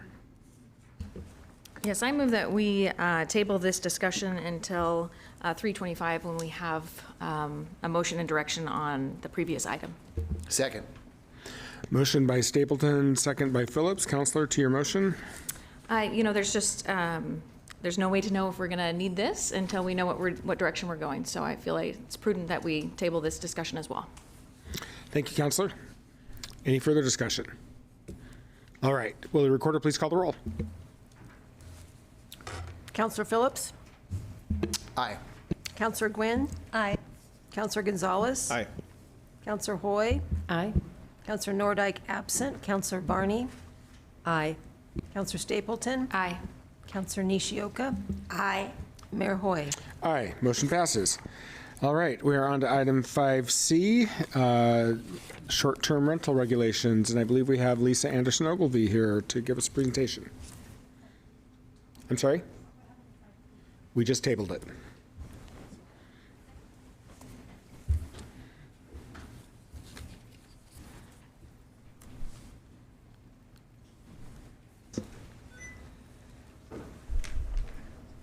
Ready? Okay. Hi, good evening. Lisa Anderson Ogilvie, your planning administrator, here tonight to talk about short-term rentals as requested by Councilor Nishioka quite a while ago. I apologize for the delay. So first I wanted to talk, what do we mean by short-term rentals? So that's generally also called a vacation rental. So when people are looking for non-hotel options, generally you can rent them on online platforms, Airbnb being the most popular, Vrbo, Home2Go, many of them are out there. And generally on the platforms, you can rent a room or you can rent the full house, and they include rating systems and reviews both for the house and for the person renting. I wanted to clarify short-term renting versus long-term because we got this question. So short-term rental would be something that's 30 days or less. We classify that with lodging. Other things in lodging are hotels, motels, hostels, inns, etc. So it's when it's not your permanent housing. Long-term rental is classified with household living, single-family, multifamily. It's more than 30 days. So if you're somebody, it's your permanent housing, you rent it month to month, 6-month lease, 1-year lease, etc. That's long-term rental, and that's considered household living. So we allow short-term rentals in 2 ways in Salem. The first is as an accessory short-term rental. So we call it accessory because there is a resident family or individual that lives in the house. It's their permanent housing, and they're doing this as an accessory use or in addition to living there. So they're allowed to operate in 2 ways. One, they can be present at the house and then rent rooms to folks while they're there. So that's more like a traditional bed and breakfast style where you may be interacting with the host. And the other way they can do that is they can rent the entire dwelling unit when they're gone. So maybe they're going to go to the coast. Maybe they fly south in the winter, something like that. They can rent the whole house and not be there, but they're limited to 95 days if they're not going to be there. So that's accessory short-term rental.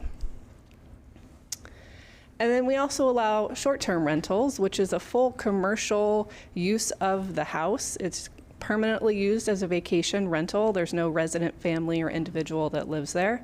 If they go through the right permitting process, they can do this year-round for any number of nights that they want.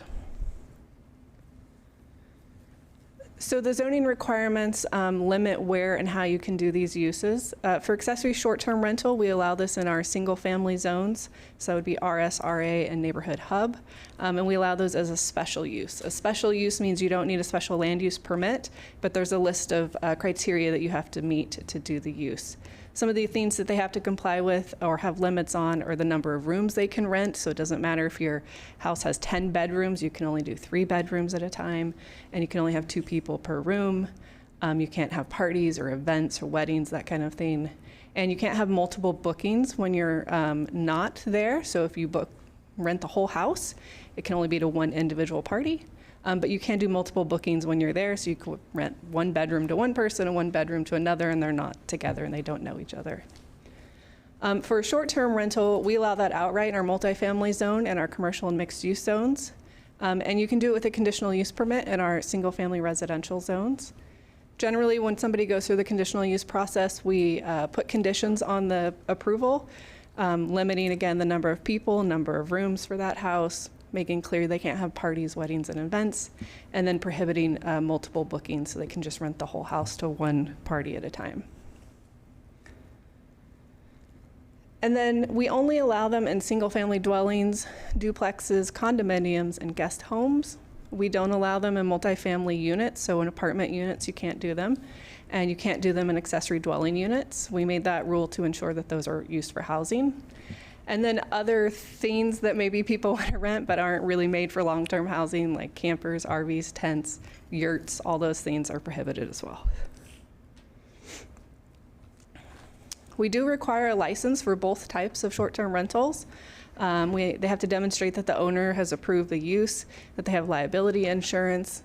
There's a checklist that they certify they meet our housing chapter, which includes things like ingress, egress, working smoke detectors, etc. If it's a renewal, they have to give us their guest registry from the year before so we can ensure that they're operating within the confines of their license. They have to register to pay the transient occupancy tax, which I'll talk more about in a minute, and they have to provide a local representative, somebody that can be available outside business hours to address concerns.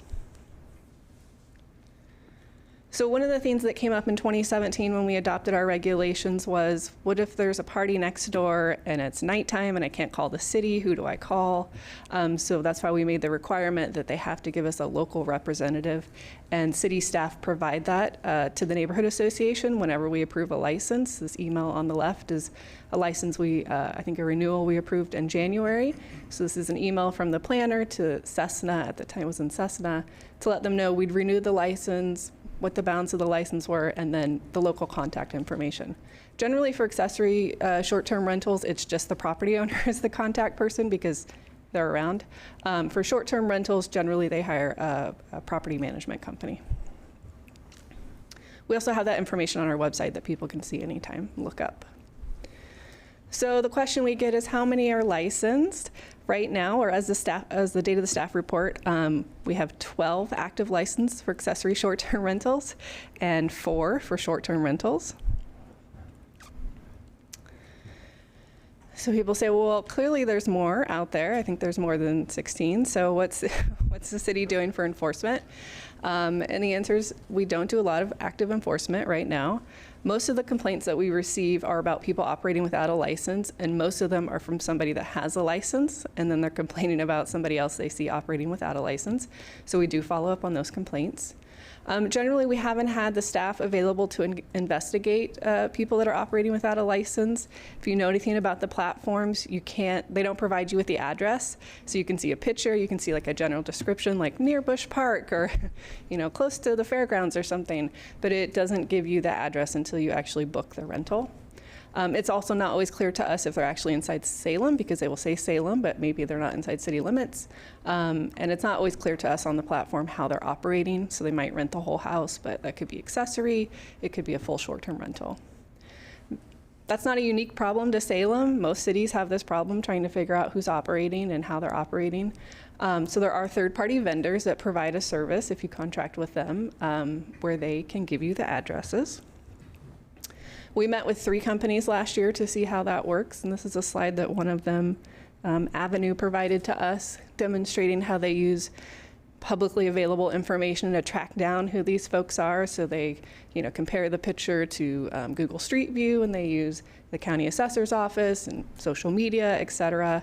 And these companies do it every single day. They can tell you daily what's been posted and who's operating, and provide the addresses and contact information for us. One of the companies we met with, Granicus, last year gave us this slide. So when they ran the numbers in March, they showed that there were 306 listings in Salem, covering 225 unique rentals. Some people do advertise their property on numerous platforms. So it's obviously quite a bit more than the 16 we're currently licensing at the moment. As I mentioned, we have a transit occupancy tax that does apply to short-term rentals and accessory short-term rentals. So this is a tax on, hotel, motel stays, et cetera, traditionally collected by the operator at those kinds of units. The provider for short-term rental is required to collect it. We do have some of the platforms that have contracts with the city, like Airbnb, and they collect it on behalf of the host and then give the money to the city. But what they don't do is give us the addresses or tell us who they collected it from. So they're not willing to do that with Salem or any other city. So we get money from them, but we don't really know who it's coming from or if those people are operating within the bounds of the zoning code. We do plan to contract with a third-party vendor later this year using TOT money so that we have money available to begin that contract. And then we plan to begin active enforcement. So we will be able to get the addresses of who's operating out there and then start contacting them and making sure that they comply with the requirements that we have in place. We believe that our license fees will pay for the vendor going forward after the initial startup costs. Some of the concerns that we hear for short-term rentals, again, when it's kind of the full commercial use of the house, is that it's an impact on our permanent housing. As I mentioned in the report, we estimate it's less than 1%, less than half of 1% of all of our housing units are being used, but it's not zero. So we hear concerns about change of neighborhood character or inability to get to know your neighbors. We've had a few short-term rentals approved in historic districts. And we've heard concerns about how it's kind of degrading the historic district or kind of creating an incentive to commercialize a residential district. And for both short-term rental and accessory short-term rental, we hear concerns about noise, parties, and parking being the concerns. Parking is usually the big one. Generally, these concerns are raised when we're approving a use, but we don't generally receive these complaints after ones have been approved. We get very few code compliance complaints about short-term rentals. So in the staff report, we were asked to provide some different policy options. So we came up with 3. The first one was kind of a do nothing, no changes right now. And so our thought is we're going to contract with this third-party vendor. We could come back in a year and we would have data to provide to you. We can't really answer the question right now of, how are they operating? Are they all accessory short-term? Are they all full commercial uses, et cetera? We would know more in a year, and we would obviously have taken steps to get people to comply with the license and zoning requirements. The downside of that would be if you do decide that you want to prohibit them in single-family zones, we would have pushed people towards getting those permits, even though if we're going to change the regulations, right? So the second recommendation or option would be to prohibit the short-term rental, so the kind of full commercial use in our single-family areas.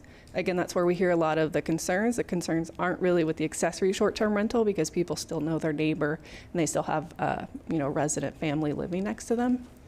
As I noted in the staff report, it wouldn't really be retroactive, so people that have already received those conditional use permits in those zones could still continue to operate.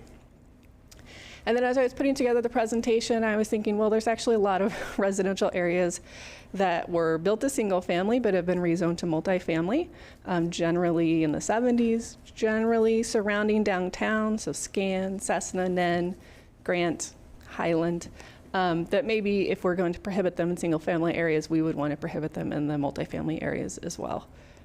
Just residential areas in general, if our concern is about the commercialization of our residential areas.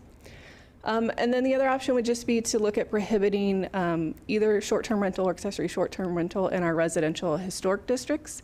We do have 2 residential historic districts. We've only approved 2 conditional use permits for the full kind of short-term rental, both in Gady Hill Bush Pasture Park. If the code were to change, it wouldn't be retroactive for those 2. But it would prohibit future ones going forward.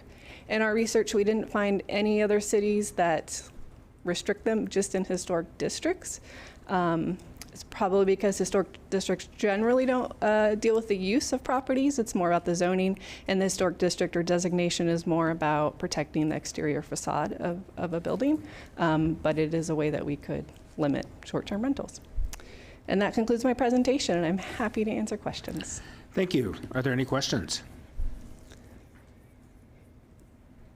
Any questions? Councilor Nishioka.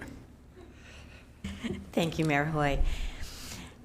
Lisa, this is a wonderful report, and I know it took a lot of time, but it was something that community members were concerned about, and I felt that it was important. I think hearing that the numbers really don't prove that the numbers that are registered don't seem to be what are being used. I think that that alone is the value of having done this. How we may make policy changes, I'm still a little unsure of in timing. You're recommending that we wait until we have more news in, but at the same time, as I've already told you, I have some neighborhoods that are kind of pushing on making amendments now on prohibiting in single-family resident areas. But at the same time, I also feel that it would be good to have some time to review this information and allow the consultant to get more to us so that we can really make a better prepared amendment. So anyway, I also have had short-term rental owners that are concerned about some of these changes, and I think they too would need to provide their voice in this as well. So I'm going to rely on your department and you to maybe help me understand if we need to wait a full year, 6 months, or something other than that. Yeah, absolutely. So the money that's available for us to contract with a third-party vendor will be in next fiscal year, so later this calendar year, and then it would take time for us to, select a vendor. So there's that. As I mentioned, if we, the positive, if we wait and we go through that, we would come back and we'd be able to tell you more about what's really going on in the market. But then the negative would be if the council's really like, we don't want this short-term rentals in our residential zones anymore. We only want to allow accessory where somebody lives there because we really want to, retain it for housing. If we wait a year, when we go to those people that are doing the full short-term rental, we're going to tell them you need a conditional use permit, and they're going to apply for, hopefully, a conditional use permit and go through the process. And so we might have a lot more that actually get permitted in that time, and then they would have those rights to go forward. We would, if we change the code, put a stop to any new ones, but again, it's not generally retroactive. I did look, and we've only approved 6 conditional use permits since we've started allowing it in 2017, so only 6 people have come to us and said, in the single family zone, it's full-time vacation rental, nobody lives here. I don't know if, it's probably more than that are doing that, using the property that way. So I don't know, it could be all 225 of those people that, that Granicus showed us that day, or it could be a smaller percentage. So we don't really know.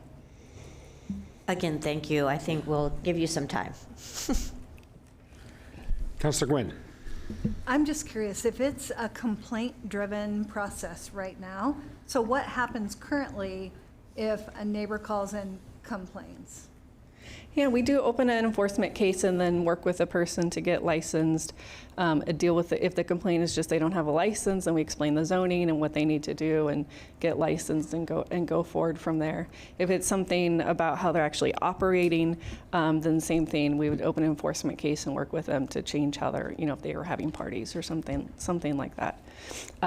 It seems like when I looked that you generally have done about 20 licenses a year, but people aren't then renewing their licenses.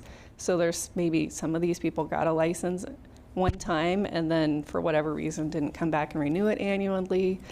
Even some of the people that got conditional use permits got a license for 1 year and then never came back. I don't know if they went through all of that and then changed their mind. So that's some of the stuff that the third party vendor can help us sort out. Councilor Stapleton. Thank you. I'm just wondering if maybe that's something that we need to change in the future, as far as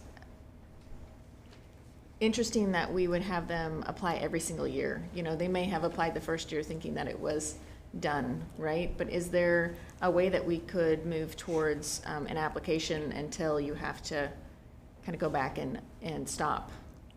So we use the license for a couple different ways to make sure it's still the same owner, they still have the same local contact. We review their guest registry to make sure they didn't exceed the limits of their permit. One thing we don't do right now is tell them every year, hey, your license is up. Okay. So other things we license, like multifamily. We inspect multifamily units and hotels and homeless shelters. We license them every year, and we have a process to send them a letter. Okay. So the short-term rental process has been handled by the planners and not the multifamily inspectors. So when the program first started, we didn't have enough staff. We had one multifamily inspector. So we allowed the owners to self-certify that they were meeting the housing standards, and the planners did the licenses kind of as they trickled in, but we didn't really create a whole program for it, maybe in the way we should have. And so what we're doing now is transferring it to our multifamily inspectors, so they have processes. It would be automated to send a letter like every November, hey, your license is going to expire. You have till the end of December to submit a new one. They've also started doing the inspections, as I put in the report. So we used to not do the inspections and rely on the owner, but we did the inspections of the ones we had licensed last fall, and they all look great, so they weren't Good. Any scary situations out there, so that's good. Yeah, and I'm guessing you have records of the folks who did the one-time application but then haven't re-upped, and Yes. maybe there's a way to reach out to them as Yes. well? Yes. Awesome. Yep. Thank you. I'm glad that I asked. Yeah. That's good. Yeah. Councilor Gonzalez. Lisa, I have a question. Do we have any studies on, hotel rooms, how many we need as a city? Is there any forecasting? Anything like that we have? Because, for example, on Hawthorne, the Arches Hotel, on Portland Road, I think the Mosaic, those are 2 hotels that are offline. That's, I don't know how many rooms, times 7, hundreds of rooms short, because we took those offline and they're no longer for travel. Because what I don't want to do is I don't want to hurt working families, because I can tell you hotels are horrible for families when they travel. Maybe I had too many kids, but it was really expensive. And we had to hide kids in rooms sometimes, you know. So Airbnbs have really saved us, as we travel, and I'm sure most of us have used them when we go into other communities. So I just, I want to keep that in mind, that they are very valuable for families. Yeah, I can't answer that. I'm sure I can touch base with Travel Salem. I did reach out to Angie before this on occupancy rates, but didn't hear back from her, so I'm happy to do that. I do know there are some hotels proposed in South Salem that we've heard about, so there must be a demand if they want to build new hotels. Yeah. And a reminder, under the accessory short-term rental, they can rent out the whole house for 95 days, so it wouldn't just be the hosted stay. Yeah. Councilor Gwynn. I was just curious what the process is if someone does want to, like, you said that some of the complaints you receive are from other folks who have a licensed facility. So is there a process for folks to make you guys aware of there's a short-term rental in my neighborhood and they're not licensed and I want you to check it out? Yeah, absolutely. So people can go online at our website. There's a share a complaint in your neighborhood page. It's just a general page. We accept all complaints for code compliance, and they can submit that right there, and we'll start a case and go investigate that. Thank you. Councilor Hoy. Thank you, Mr. Mayor. This is going to be a bit of a stretch, but I think we're talking primarily about properties that are located in neighborhoods where folks are a little concerned about rentals and people coming in temporarily and for long-term, short-term, whatever it might be. I think about my own ward, and when you talked about RVs and trailers, I thought, wow, in our ward we're dealing with campers and RVs in neighborhoods in a variety of locations, and we've been doing it for years. And is there anything about this that is relatable to that? I mean, I know Gretchen Bennett and her team are working with this situation out on 22nd and Lancaster in the Winco parking lot. There were 25 RVs out there today, plus several structures that have popped up. And it just makes me think, wow, it's all relative, It's where you live and what you can tolerate or what you've had to assimilate to. I just thought that was important to point out.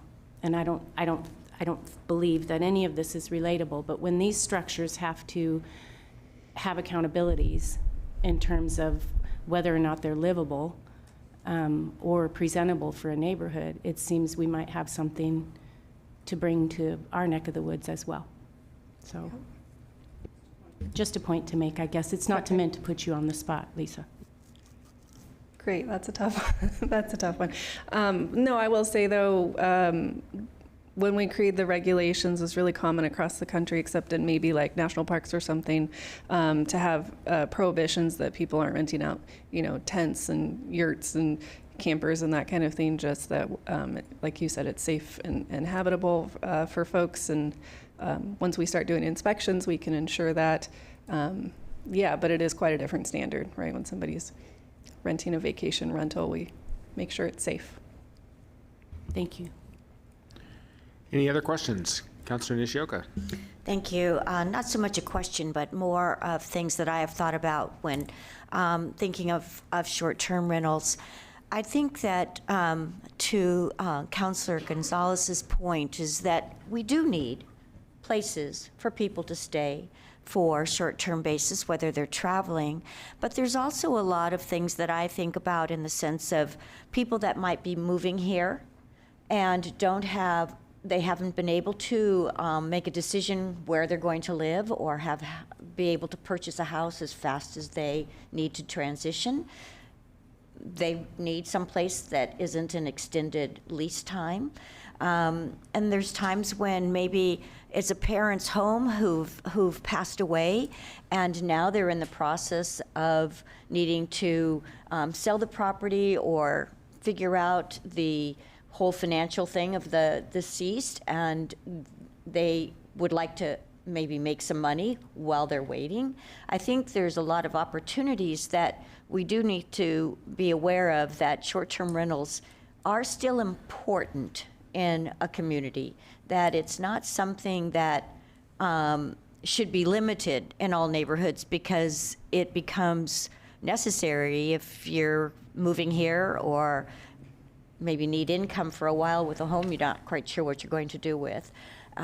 So anyway, I do want to just say thank you for those types of questions, because I think that this is a really broad subject and we have to figure out the best way to manage it. And I know in some neighborhoods are very concerned because of the fears. And I think oftentimes when that house is then short-term rented, they may find those fears didn't occur. So anyway, again, I really appreciate all the work, and I look forward to some decisions that will move forward. Thank you, Councilor. Any other questions? All right. Thank you, Ms. Anderson-Ogilvie. We appreciate it. We are now on to information reports. We're going to go through these. So 6A, Salem 2023 Annual Tree Report. I know I knew that we'd have questions. I knew we would. Councilor Stapleton. Thank you. Yeah, and I see our forester here in the room. He's been waiting patiently for a couple of hours. I know. I'm so glad he's here. He comes at least once a year, and I always look forward to this report. It's always fantastic work. Your crew does amazing job around the city, and your leadership has really been appreciated and valued. I did have a quick question about the ash trees and the stream shade assessment, and I was wondering if you could answer it for me, or somebody else. Great. I know Mylan has known that I've been taking an interest in how we are looking at the emerald ash borer and planning for its arrival, sadly, here in the future. I'm just wondering if we're already starting to utilize underplanting now along our streams, especially because once that comes and we start to lose the ash trees, which there are a lot of along our creeks, are we using the time now to do some understory planting to help protect the temperature of the waters? That's a great question. I'm Jennifer Mongolo, Senior Natural Resources Planner in the Public Works Department. We are still very early in the planning stages. So our stormwater services section in the Public Works Department does a lot of the tree planting along riparian corridors, and they're not here tonight. I do know that they do work with landowners and have free tree programs and stream restoration programs and watershed grants that can allow property owners to underplant along their riparian corridors. A challenge with along stream banks is that a lot of that is privately owned. So it's not as easy for us to get in and underplant those areas without partnerships with property owners. We are working in some of our parks through programs like our partnership with Friends of Trees, the Green Space program, where we work in a specific stretch of a riparian corridor for a number of years and try to plant that up. And we are definitely recognizing in those areas where there is a predominance of ash trees in the canopy and trying to prepare for losing those ash trees. Great, thank you so much. And I know that you will look at that as you guys develop that plan, and I trust that this is in good hands. I just wanted to say, taking note of how many trees you guys have planted in 2023, 12,270 trees. That's amazing, amazing work. I really, really appreciate it. Thank you so much. You're welcome. It's definitely a joint effort between many different sections and departments of the city. Councilor Phillips. Thank you. Also, kudos, really a tremendous effort to increase our tree canopy. I can't remember if I asked a year ago or 2 years ago, but I appreciated the summary that we, in 2019 as a city, achieved our goal of 23% tree canopy, and that we've now advanced that to 28% tree canopy by the year 2030. I guess my question is, do we have a sense now, or have we done a recent inventory? Where would somebody go to get that information, or do you have it tonight? I do not have that information tonight, but I'm very excited about a new tool that we'll have at our fingertips very soon, which is the Planet Geo Tree Plotter Canopy tool. We will be getting an updated assessment for 2020. What year are we in? 2022, I think. So it'll compare 2018 data to 2022 data, and it will be available at different scales, different geographies. So we'll be able to see our right-of-ways versus wards. I think, I can't remember exactly which geographies I have, but it will be publicly accessible as well. So I'll be able to provide a link to all of you. We'll be able to access it on our website once we have this available, and that will give us a benchmark to see how we've been doing. That's exactly what I was asking about. So thank you for that that update, that we have more information coming. And I would advocate for that granularity, like getting as much, per ward data as we can get, as well as the total averages. And if it's possible to do it by neighborhood association, I think that would be helpful too. It's a frequent question I've gotten in the past. It will definitely have neighborhood association. I paused because I think we chose neighborhood association over ward. Okay. Thank you. Other questions? Councilor Verney. Thank you very much. It's more of a comment. This is always probably my most favorite report every year, especially with Arbor Month and all the discussions we've had with trees when I was on the Parks Board. I wanted to, the events are great. I participate in a lot of these. And it's wonderful to have the opportunity to help contribute. In terms of education, where can people pick this up? Are you asking because there's a photo of you inside? No. That is not the reason. All right, just check it. It's a good photo, though. Where can I get 100 copies of this? I did bring some copies with me today. I currently don't have it posted anywhere besides attached to the City Council agenda, but we can make it available for download online. And if people want to reach out to me or Mylan, we can get them a hard copy of it as well. Okay, thank you. You're welcome. Any other questions on the tree report? All right, we will move on then to item 6B. Anything on that one? How about 6C? She's asking for your autograph, I think. I can get the sign language from here. Will you sign this? I think is what she's saying. Sorry. All right. Anything on item 6B? All right, how about 6C? All right, so we are on to first readings then. Ordinance Bill 2-24, an ordinance relating to the conversion of the private Sleepy Hollow Phase 1 water system. Councilor Hoy, do you have a motion? I do. I recommend we advance ordinance bill number 02-24 related to assessment of project costs to customers of the former Sleepy Hollow Phase 1 water system to second reading for enactment. Second. Motion by Hoy, second by Stapleton. Councilor, to your motion. I just can't wait to see better water for this place, so thank you very much. Thank you, Councilor. Any further discussion? Will the recorder please call the roll? Counselor Gwynn? Aye. Counselor Gonzalez? Aye. Counselor Hoy? Aye. Counselor Nordyke absent. Counselor Varney? Aye. Counselor Stapleton? Aye. Counselor Nishioka? Aye. Counselor Phillips? Aye. Mayor Hoy? Aye. Motion passes. We have no second readings, but we do have people signed up under item 8. So we have one in person and one virtual. We'll go in person first. We have Jim Griggs. If you'd like to step up to the microphone, be sure and turn on make sure the green light is on. Introduce your name, either your address or your ward. As a reminder, when the yellow light starts to flash, that means you have a minute left. When the red light comes on, your time's up.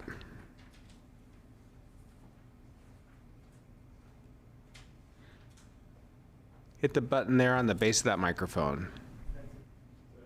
There you go. Perfect. My name is Jim Griggs. I've been a resident of Salem for almost 50 years now. I live at 3896 St. Andrews Loop South, and it's in Ward 7.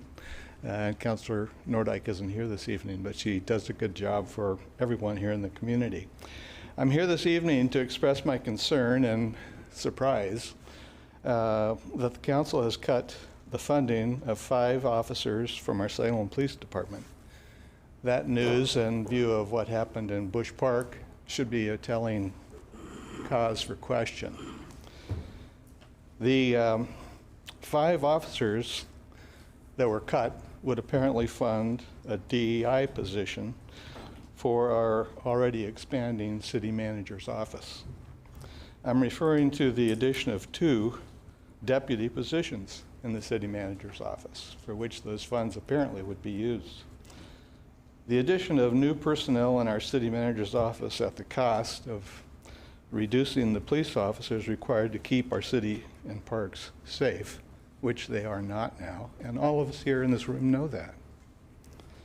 I commend Chief Womack and his work with Marion County in their collaborative efforts to identify approaches to address community violence using data-driven strategies.